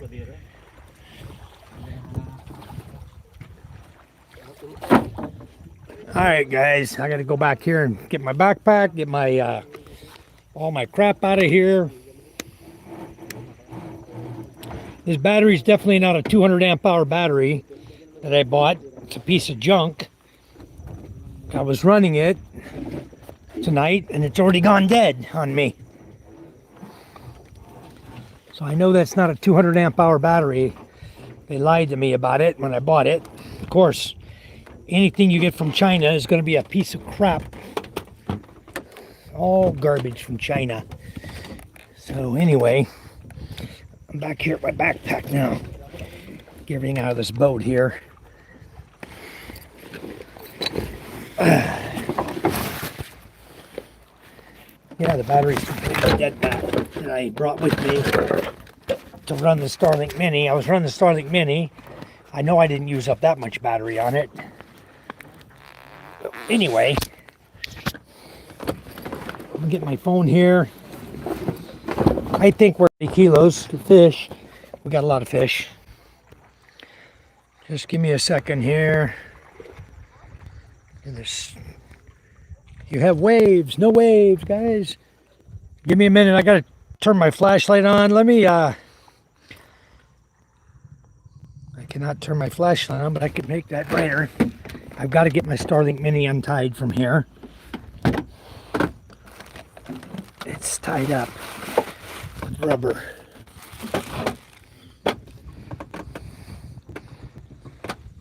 So anyway, I got to untie the damn thing in the dark. I can't see with my flashlight. Okay, that one's off. Let's see what's going on here. All right. All right, guys. Okay, guys, we're back live again. Sorry about all that commotion on the boat. I gather all my stuff up. I think they're almost done cleaning everything up. All right. What we in? How many kilos? 50. 50? Good. Number? Yeah. Then you got some fish for us? Okay, I'm up. We did good. 50 kilos. Wow. Very nice. 50 kilos of fish tonight, guys. Catch. Anyway, they're going to put it on here and take it to the fish buyer. They got it all in a sidecar here, ready to take to the fish buyer. These solid kilos of guma. Very few tore up. It was very, very nice catch. You guys saw us do it. You catch 50 kilos of fish. 50 kilos, 120 per kilo, 6,000 pesos. One night. Not bad. So, after we share the expenditures and everything, Charm and I get about half. They get half. They make good money. I'm not sure how they got the division going, how they divide it out, but anyway, it all work out for everybody. Okay, we're live again. Okay, we're live again. I'm up here at the house. Just gonna get myself cleaned up. I'm up here at the house. Just gonna get myself cleaned up a little bit here before I go inside. Because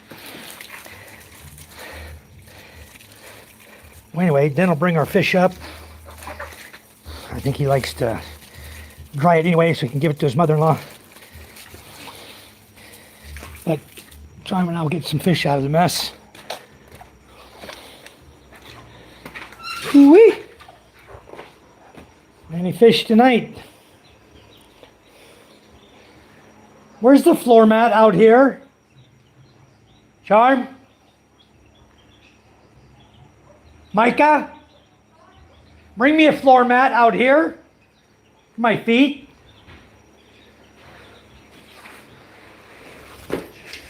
All right, I don't know why we don't have a floor mat out here. Get a floor mat so I can wipe my feet off.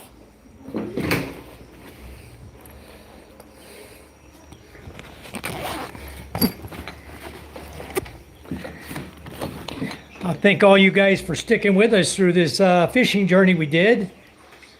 And 50 kilos is not something we normally snuff our nose at. That's a lot of fish. 50 kilos at basically 2 pounds per kilo. We caught over 100 pounds of fish tonight.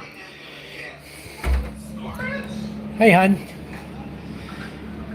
50 kilos sold. Good catch, huh? Huh? Yeah. Were you watching our live? You don't watch the fishing live?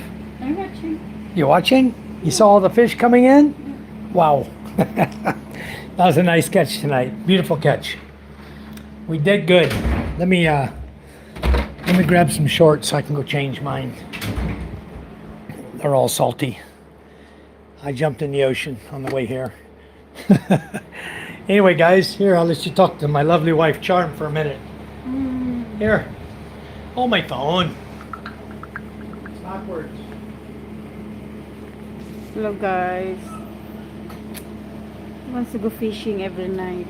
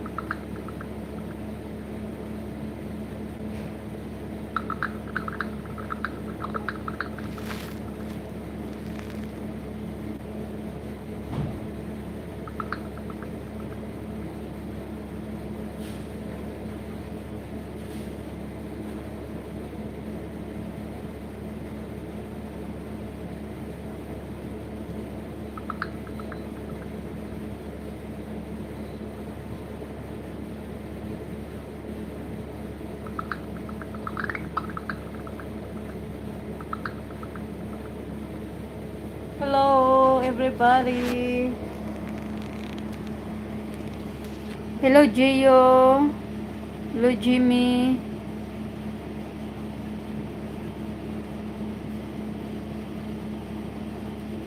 Hello David. Good evening. Michael in the shower right now. Hello Jimmy Jan.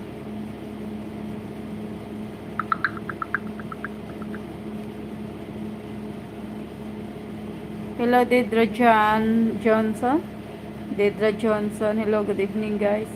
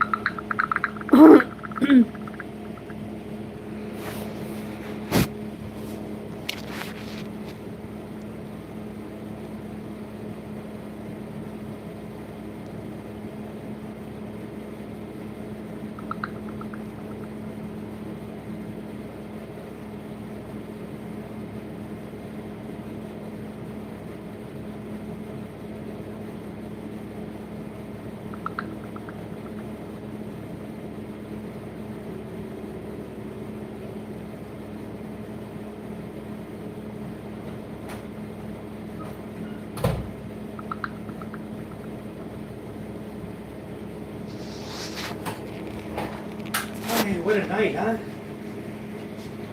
I know they're glad I went with them. You eat there now? I drove the boat most of the way back. Huh? I had to drive the boat most of the way back. Papa was helping clean fish out of the net. Yeah, I saw that. Fish. Huh? I saw that. Problem was, it's so hard to see it. It's like No, very dark. hard to see the shoreline, you know? I was just parallel. I just saw the mountains. I was watching the mountains and I was paralleling the shoreline until we saw the lights of the village. All right, guys. Hey, I'm done. Time to relax now. Maybe it is time to have a cold one, huh? So, let's see what Den brought home to us here.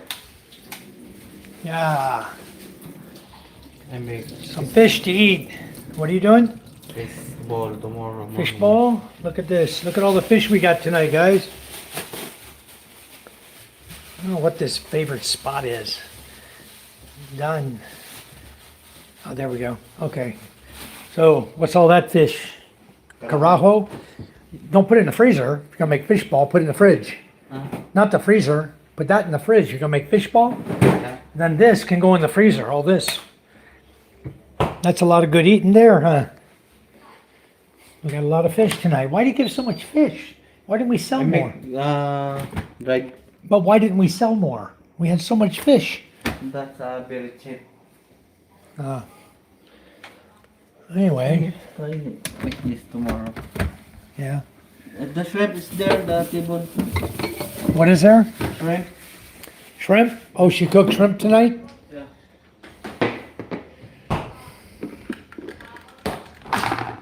All right, shrimp for dinner.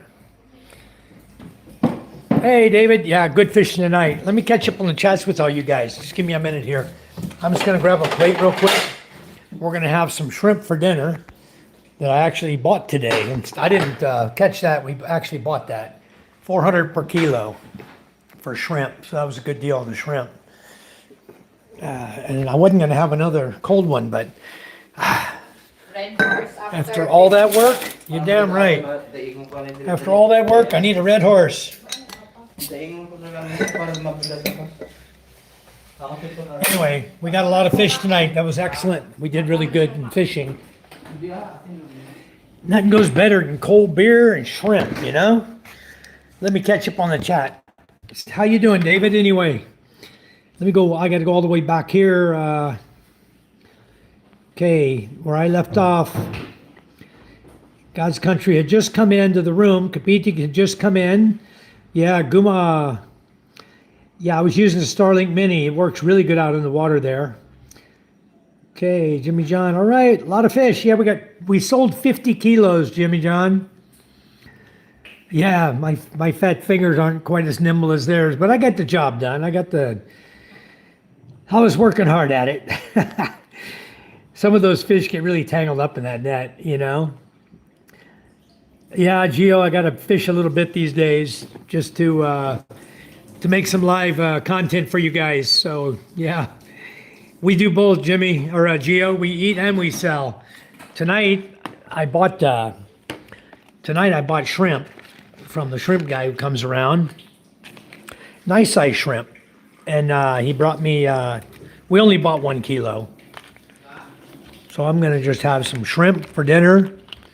Since I left before dinner was served tonight, I'm gonna have a few shrimp here on my plate. What do they want? Who's that? Oh. Say, well, we eat and sell them. We got 50 kilos tonight. Yeah, long time no see, Gio. Anyway, we managed to get 50 kilos tonight of guma that we sold, and then we had a bunch of fish left over for foods. So that's what we did tonight. Is there? Our brother-in-law is out there right now. He's going to clean up some fish to dry it, probably for his mother-in-law. Probably not for us. Probably for himself and his mother-in-law, Jinky's mama. Jinky's here visiting us now with Din's 2 boys. They're having vacation over here with us because school is out till May. And Jinky went on vacation with us. She was over in Ticao Island with us. We picked her up in Masbate City and took her with us to Ticao Island. She had a lot of fun. We all had a lot of fun.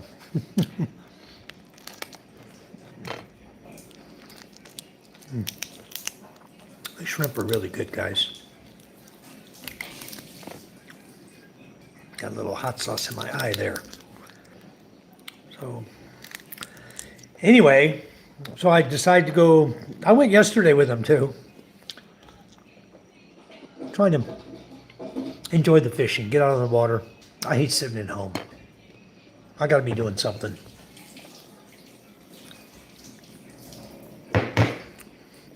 So what better place to do something than out in the ocean? Can't beat it. Beautiful sunset, 2 to 3 foot waves. I mean, just smooth as can be. Just rocking and enjoying life. Don't mind me, I eat like a local too. With my fingers most of the time. No, I'm just kidding. You can't eat shrimp with a fork. You know, if somebody can master that talent, go for it. Me, just pick it up and eat it, you know? Remember the crawdads as a kid used to pull the head off the crawdad and suck all the goodies out of the head? I do that to my shrimp sometimes too. Looking pretty good. Anyway, what a wonderful day of fishing today. 50 kilos at 120 per kilo. 6,000 pesos tonight. So the crew will pick up, they'll get about 3,000 of that, minus the cost for diesel. But we didn't use much diesel, maybe, I don't know what they're using for diesel. 2 liters. We didn't go very far. Maybe 1.5 liters, I don't know, total between the 2 engines. Give me, my fingers are a little messed up. I'm not going to scroll my screen right now until I get done. Let me have one more. I'll be done.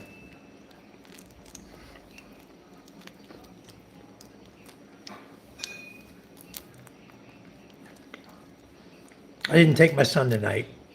I kind of figured we were going to have a lot of fish in the net, and I didn't want to have to be responsible to watch him every second while we're out there. It's not exactly safe, even if you have a life jacket on him, for a 5-year-old to be walking around on a boat like that, you know? It's not a regular boat, it's a pump boat, a wood boat. Maybe just one more. Boy, those are tasty. So I heard him on the beach yelling for me, "Papa, Papa." I pretend like I'm deaf.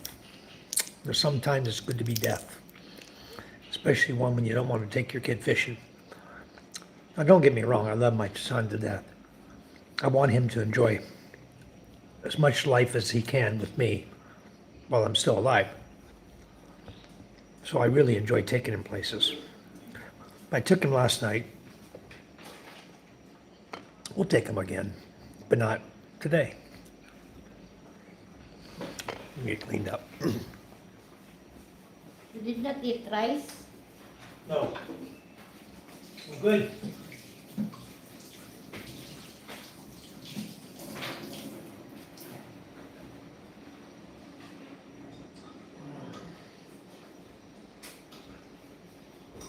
Rice is no good for me. Yeah, I got a nice big old pile here. Very good. Yummy, yummy. That was very delicious.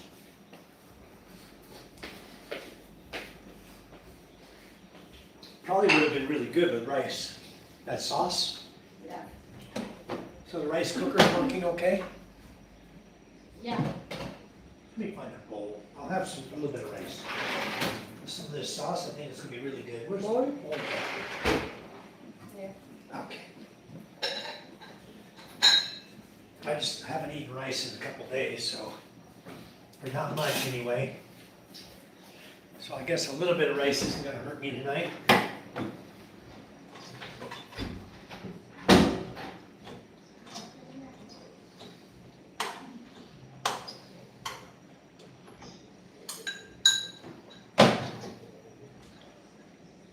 You know, that sauce is so good.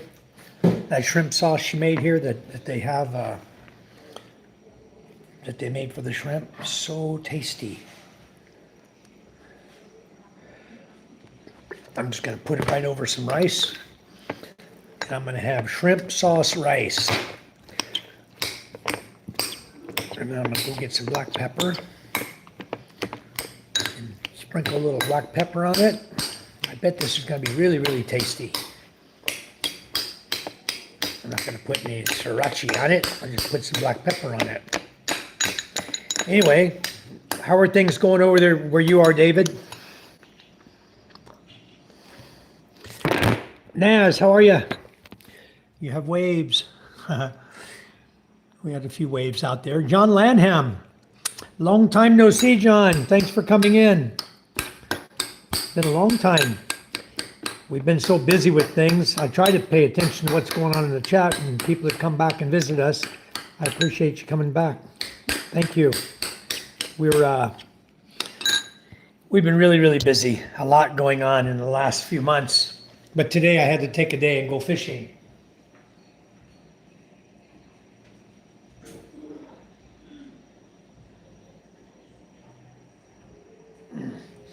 We had a blast. We caught a lot of fish tonight. We got 50 kilos of fish. Can't beat that. 50 kilos is a lot of fish.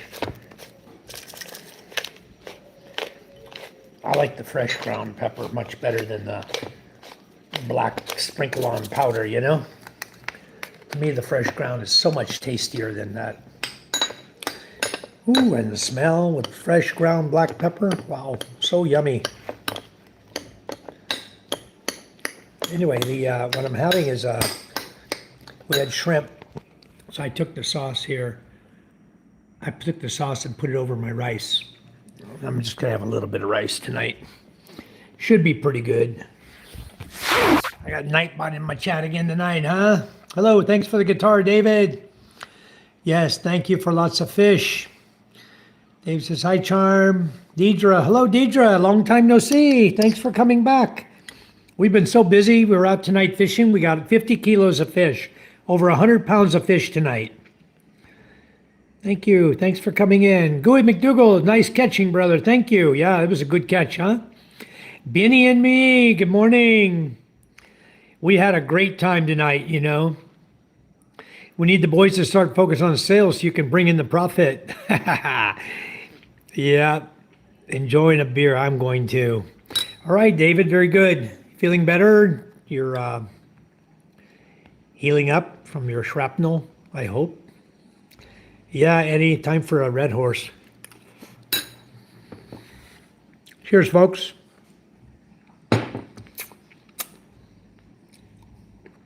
Some gama shrimp with garlic and butter. This has got ginger and butter and garlic and shrimp. I don't know what else they put in it, but it's good. At 5, I was at a construction job with my father. I stepped on my first nail at 5 years old. Yeah, MJ got hooked by, he's 5, and he got hooked by my poussette jig yesterday. I set it down on the little bench we were sitting on. He sat right on it, hooked him in the leg. He's like, it's okay, Papa. I'm a boy. It don't hurt. Ronyo. Oh, man. I was born in Texas. At 2 years old, lived in Washington State. Moved to Washington State till I was 9. At 9, moved to New Orleans. 2 years, then over to LaPlace, Louisiana, then up to Jackson, Mississippi. Then joined the U.S. Navy submarine force and spent 20 years in the Navy all over the world. And now after I retired, I was in California for about 10 years. And then I decided at 51 years old, it was time to move over to the Philippines because I had a girlfriend. I met a girl that was from here. So she came to the U.S. and met me. She's a U.S. citizen too. But she came and met me. We met in Florida. Drove back to San Diego together. Visited my folks in Mississippi. She got to meet my mom and my sisters and brothers and stuff. We drove back to California, packed up my stuff. Took about 2 months from September to November, and then November 11th of 2011, I moved here. And I only went back to the US 1 month, June to July of 2012, and then came back here and never left again. Not to say never left, never went back to the USA again. I left many times. I like to travel. I like to take my family places. My wife and I have been to Singapore 3 times, been to Malaysia a couple times, Taiwan together, Thailand together. We brought the kids to Thailand last year. We got 3 wonderful kids. So I got to get around a little bit. Hi, Joshua Lee. How are you? He said hi to Mark. Who's Mark? I'm Mike.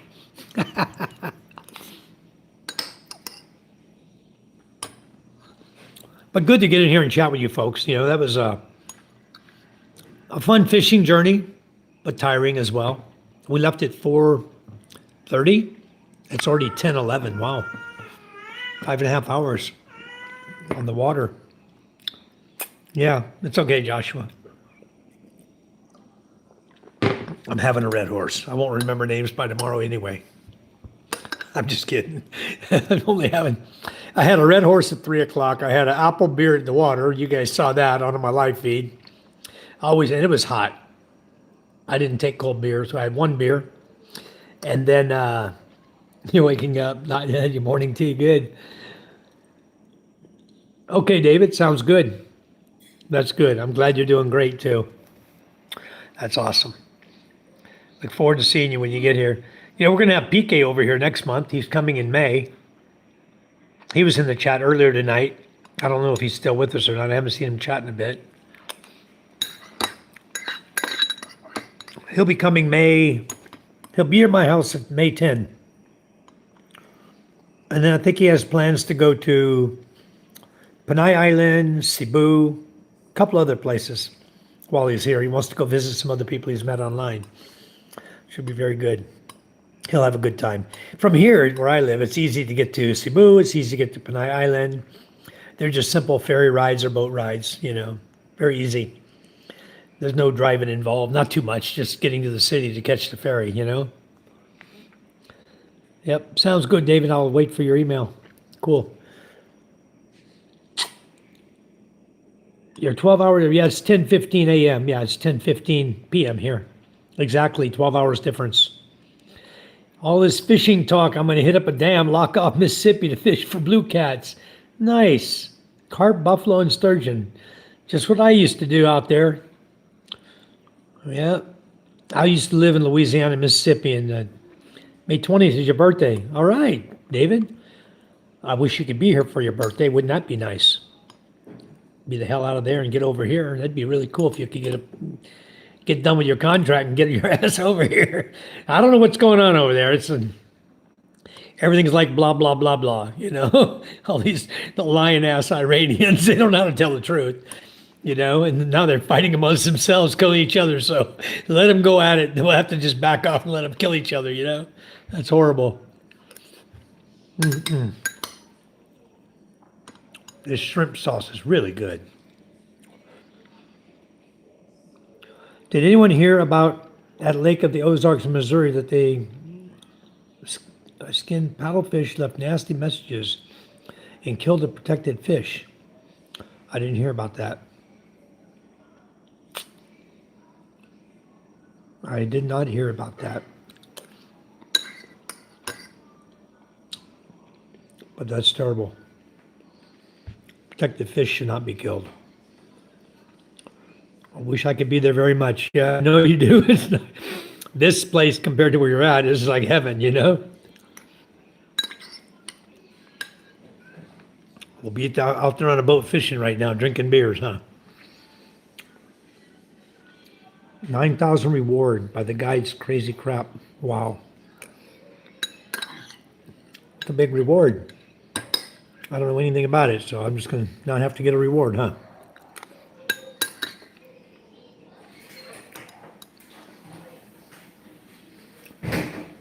I don't pay a lot of attention to what's going on over there much anymore, you know?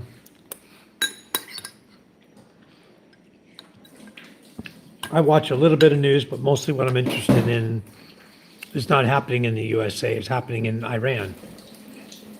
I like to keep a track of what's going on there, what's going on with China, what's going on here. Those things interest me more.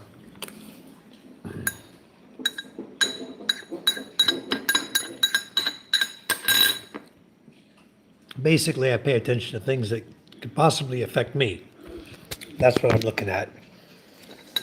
And right now, not much in the USA going on that could affect me over here in the Philippines. At one point, I might have thought that, but there's nothing really happening right now. Just waiting on my next pay raise. Cost of living allowance. It'll go up in January again, right? Good Mike, my friend. Yeah, shrimp's very good. The sauce is very good. You make that? Royal. Royal. I cook that the Royal Royale. drinks. Oh, with Royal? Orange. He cooked it with Royal orange drink, the shrimp. That's why it tastes so good, huh? This one. I seen it on my feed because a lot of fishing content. Okay. Oh, yeah. I'd seen that. I'd had that instead of a beer.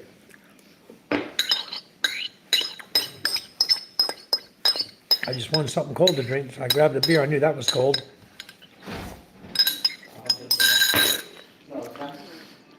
Raynos didn't take the meat or the eggs for caviar. I'd use F's to find them to jig them. Don't make any sense, huh? That's strange, huh? Well, we always fish legal over here, guys. When it comes to illegal fish and screwing around, that's not our cup of tea. That's pretty screwed up. That's terrible that that happened over there. Didn't take the meat or the eggs, huh? Groove the bill like a sawfish, carve message in the skin. That's a pretty sick guy, isn't it?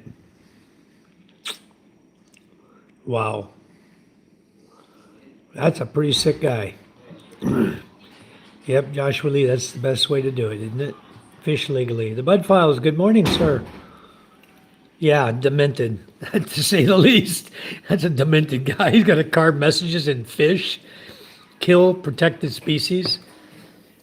I don't care how mad you get at somebody. Why would you do that? You know, you really are sick in the head to do that. There's something wrong with you.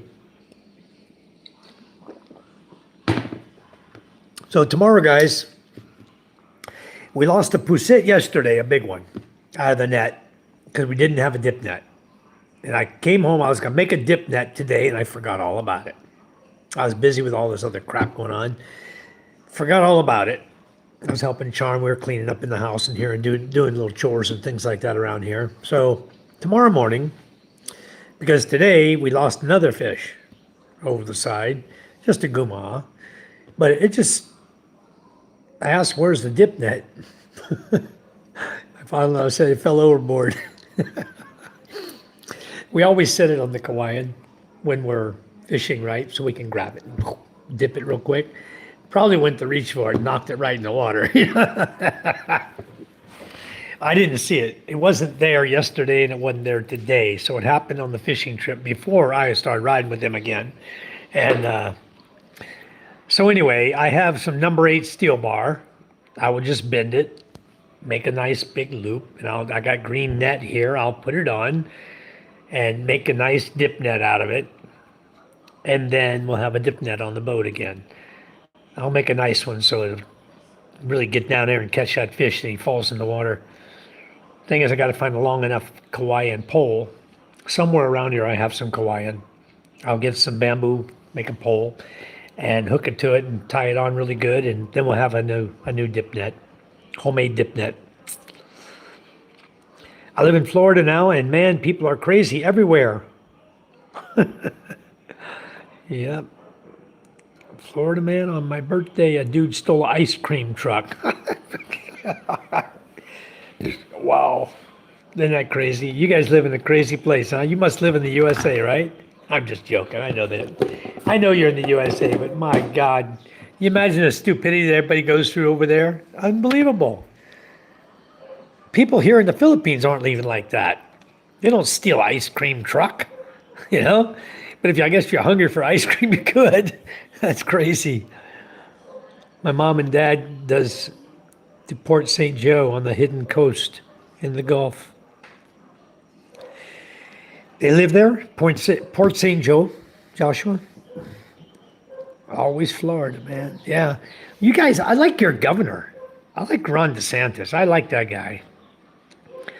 But he's better than a whole lot of other governors. You know, he's for the people. He looks out for you, Floridians, as you say.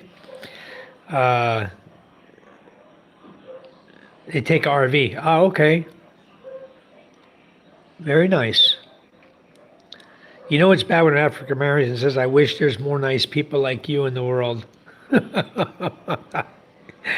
Oh, but you know, Joshua, I'm not a racist guy. When it comes to any color, it doesn't matter to me. I'm not a racist person. I have not a racist bone in my body. You know, I was raised in the South, and I was raised during the riots of the 70s. We used to have people rioting in our high school, and, you know, they used to bus us to school because we lived in an area where they needed more white people to go to school. So they would pick us up in a bus and carry us, 10 miles and take us to high school. And then when I moved up to Mississippi, that was in Louisiana, when I moved up to Jackson, Mississippi, when I was 15 years old, the high school there, again, I started driving when I was 15, so I had my own car at 15 and a half, and I started driving myself to high school. But they used to bus us. I had to go to a high school that was way out. You know, they don't put you in high school near you. They needed more white people to segregate in the other school. So they made us go way out. I went to a school called Jim Hill High School in South Jackson, Mississippi. And it was, if it hadn't been for the few of us they bussed in there, it would have been 100% black. Wouldn't be no whites there. But they were trying to segregate schools back then. You know, that was in the 70s. After the riots happened back in 74, 73, 74, 75, like in that time period, when it was really, really a lot of racial riots down there in Louisiana. And I don't have a racist bone in my body. I was not to fight nobody and cause nobody no harm and do nothing, But what happened to me one time, I was back in the river pond there. Between the Mississippi River, you have the Mississippi River, then you have the dam, right? The levee. And then you have the river pond and another hill or levee, right? It's like a flood control zone area. So anyway, we used to go fishing in the river pond.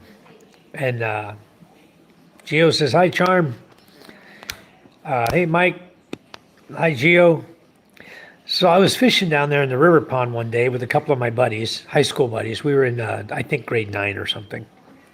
And I was down there fishing with them. And this guy comes walking up. And I had one of those little knives on the side, little sheath knives. I was carrying a sheath knife, probably about a 6-inch blade on it. And we had our fishing poles there. We all had our fishing pole. We were fishing, having a good time.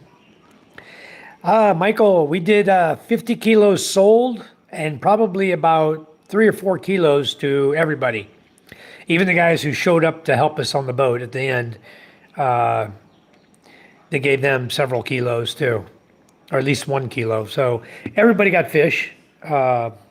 We sold 50 kilos.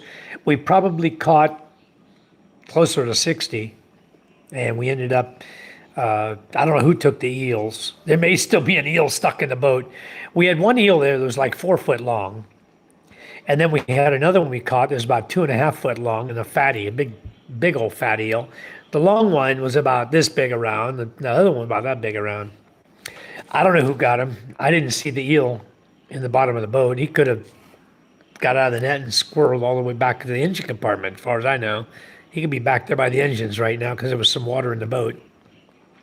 But anyway, Love me some grilled eel. Well, there's somebody's going to have some grilled eel tonight because we caught 2 of them. But anyway, we were down there in the river pond fishing, just enjoying ourselves. You know, three young boys. There's actually 4 of us. There's 1 black guy and 3 white guys. We're all classmates. So we're down there fishing and swimming and enjoying the river pond, doing what boys do, you know. And hello, Oliver Russ. Yes, I'm live. So my buddies, 2 of my buddies, I stayed there on the bank there where I was fishing. 2 of the guys were going to swim over to the other side, up across the river pond, and they were good swimmers. We're all good swimmers then. They were going to swim across the river pond and go up to check out on the other side to see if there's any fish over in that area. So they started swimming. Hello, Jimmy John. Hello, everybody. So they started swimming across, and the 1 black boy that was with us, he says, I want to come too. So he starts swimming. He gets about halfway across, and he panics, and he goes under. He's under the water. I was on one bank. These other guys were over on the other bank, and this guy's drowning in the middle. He goes under the water, and we don't see him. He's flailing, and then he goes under, and he's gone. We don't see him. I'm not joking. The guy was gone. We looked. The guy was gone. And there wasn't a whole bunch of current in that river pond. You know, there's not a lot of current in there. But we couldn't see him. Couldn't find him. Couldn't see him. My buddies swam back over to where they saw him go down, and they couldn't feel for him, find him, nothing. So we left. We went back. We reported to the police. Told the police, hey, we were back in the river pond. This guy went swim with us, and he went under. He never came back up. I don't know. Maybe an alligator got him. I don't know. You know, who knows? But he didn't come back up. And about 3 days later, they found his body bloated, floating in the river pond. So we were down there fishing again a couple weeks after that. You know, our classmate had died and everything, but we were down there.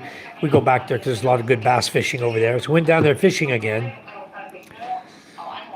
Yeah, I don't know what happened to that guy. He went down and we didn't see him again until they found his body bloated, floating. But anyway, and we didn't see the body after they brought it back, so we don't know what happened. We were down there fishing another time, and this black guy comes up. Are you still And using again- your Wi-Fi? Huh? You're still using that? Outside? No, I can turn that off. I'm using the house Wi-Fi. So we were all down there fishing, just having a good time. This guy comes up, he says, oh, I like your rod. Can I use it? I'm trying to learn biology. Sure, we let him, I mean we're good. biography. Biography. What? Biology, actually. Huh? Biology.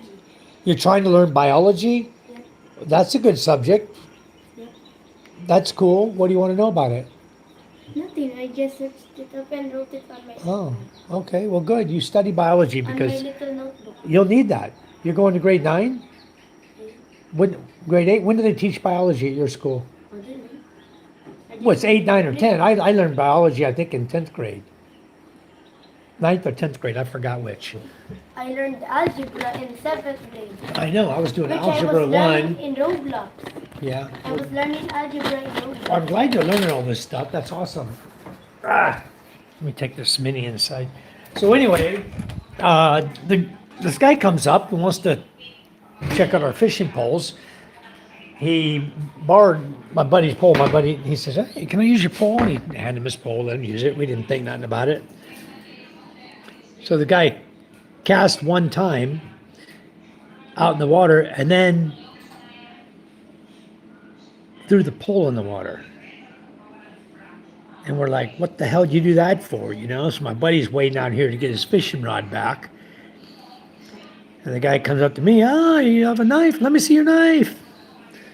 The stupid kids that we are. I mean, we're only 15 years old. This guy's an adult, you know. So I let him see my knife.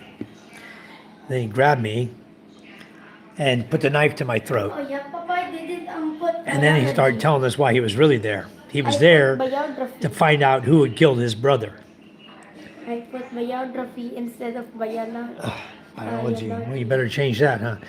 So he was there to find out who had killed his brother. And We didn't know. We told him what we knew, and it wasn't good enough for him. But my two buddies are white, pale faced. I mean, they were all scared to death now. He's got a knife to my throat, and I told my buddies, I said, run. Like I just mouthed it like a run. And so they took off running, and that distracted the guy for a second. I pulled away from him, and I took off running.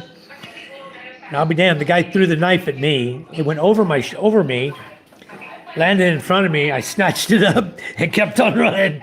I got my knife back. But we all ran. We ran down this this guy I used to work for. Was a black guy, black couple. They had horses. I used to clean his horse stalls out. So we all ran down there and told Bumpsy, hey, this guy's trying to kill us back in the river pond here. So anyway, he called the police, and my parents came, pick us up, and we had to do a police report. And then when the police heard the story, they go, we know exactly who this guy is. He just got out of prison. He was let out of prison. His brother's dead. He was let out of prison. So they knew exactly who he was. They went and picked him up, brought him down to the police station. And then my dad was there with me.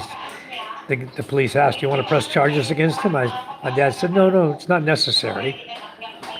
Just let him go. It's okay. You just want him to know that, hey, it's not something you need to be doing with kids. Just holding a knife to their throat, So anyway, that's the only incident that ever happened to me that might have been able to change me and convince me to become racist, but it didn't. I don't have a racist bone in my body.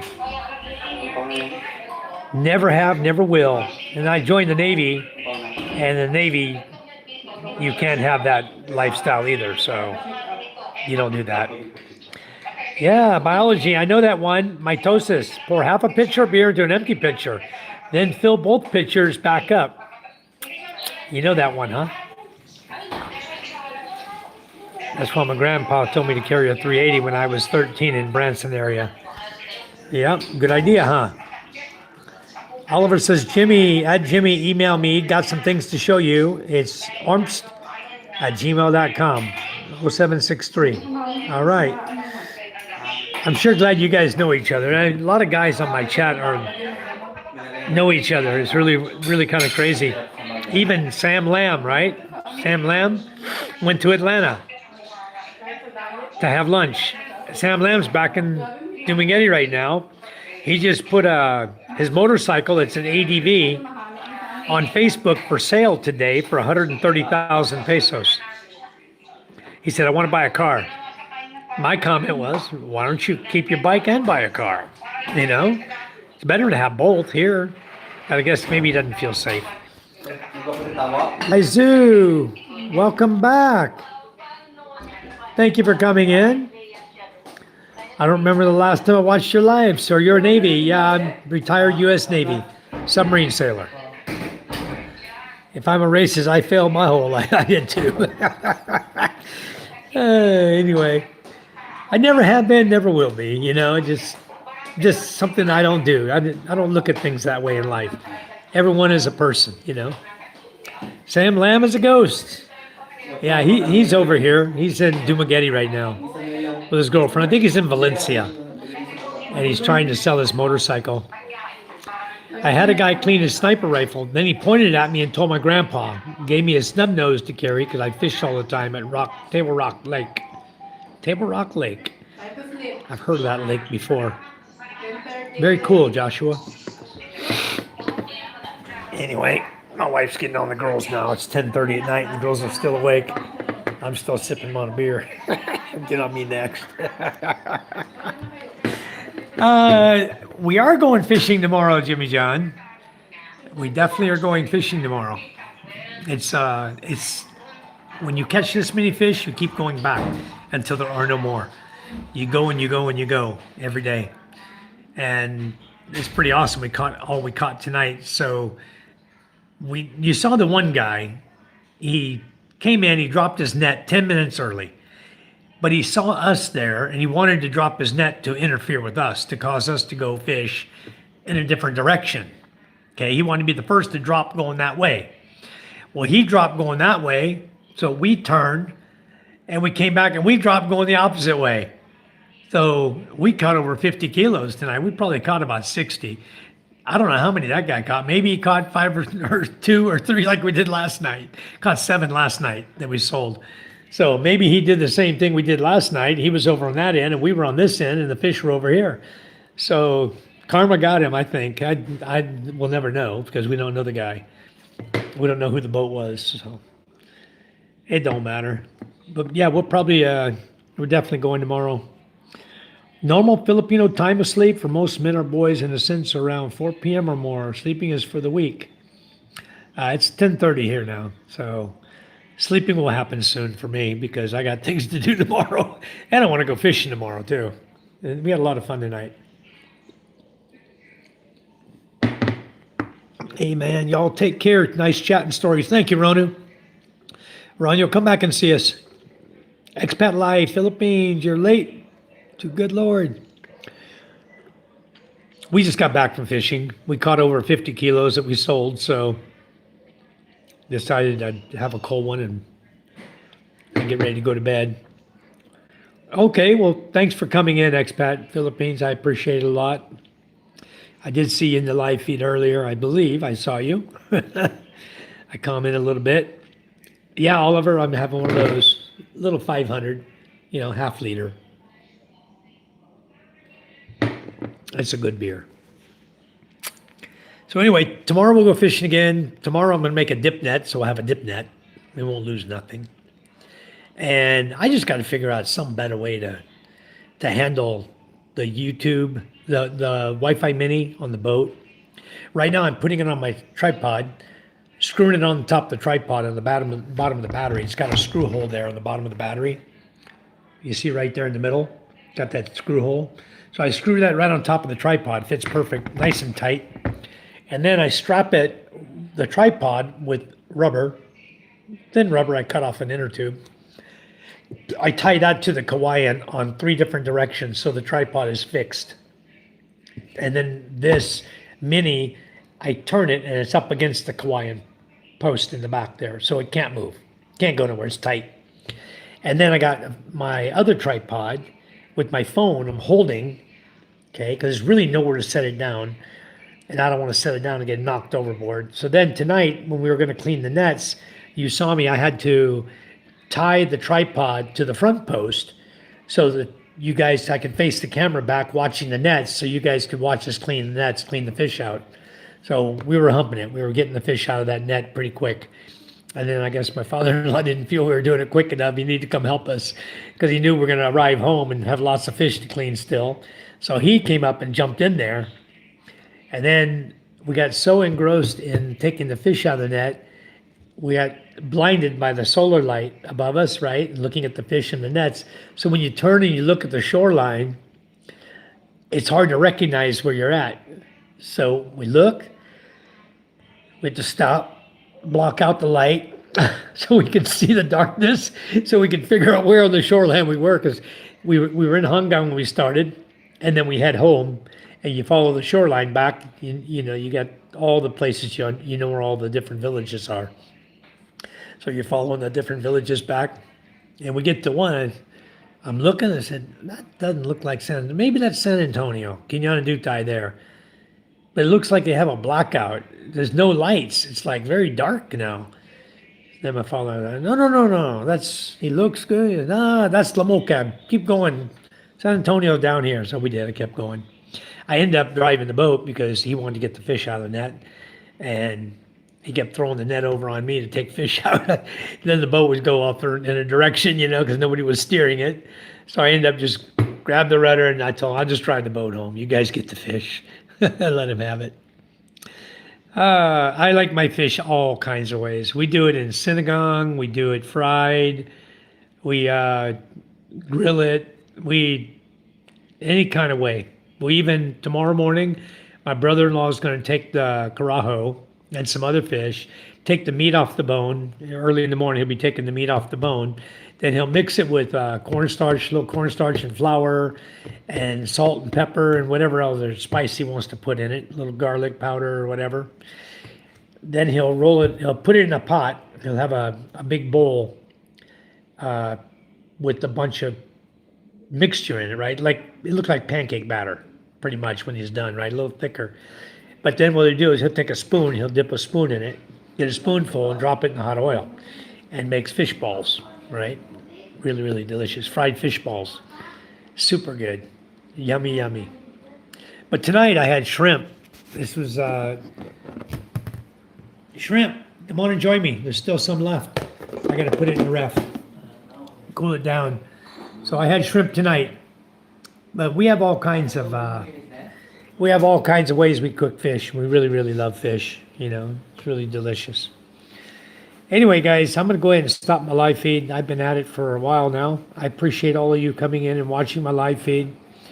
It's getting late. We'll get to bed. Tomorrow we'll be up and at it again, and then we'll do another fishing trip tomorrow. So we got a little going on tomorrow. Go check the job up here that we're working, and we're building a wall with a sliding gate. So that's coming along. The guys are working on it every day. And tomorrow we will go fishing again. So, Lizu is from the Philippines. Where are you from, Lizu? I'm over on Masbate Island. All right, Oliver. Yep, we will. We're always safe.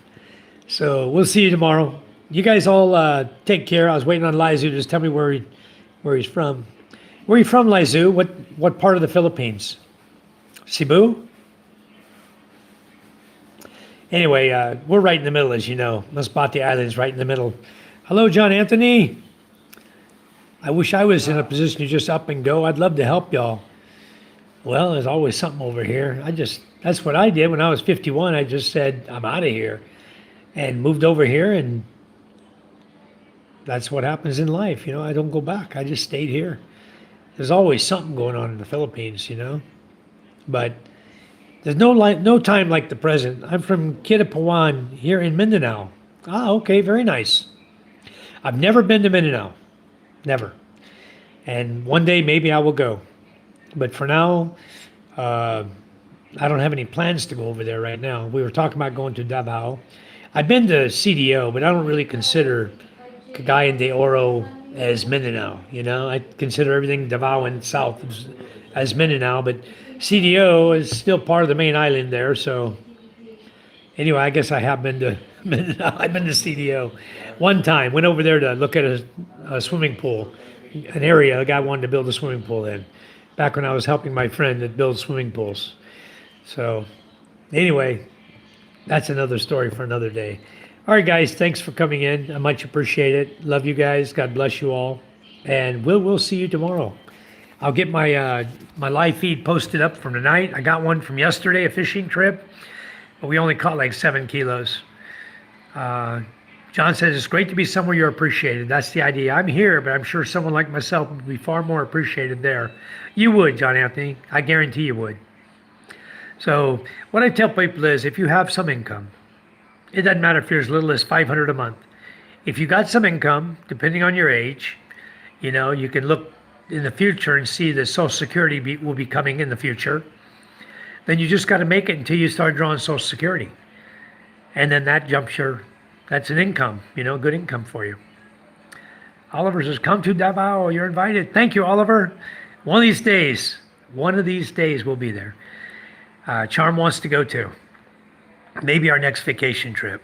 Maybe sooner than you think. All right, guys, take care. We love you guys. God bless you all, and we'll see you tomorrow. Take care. Bye-bye.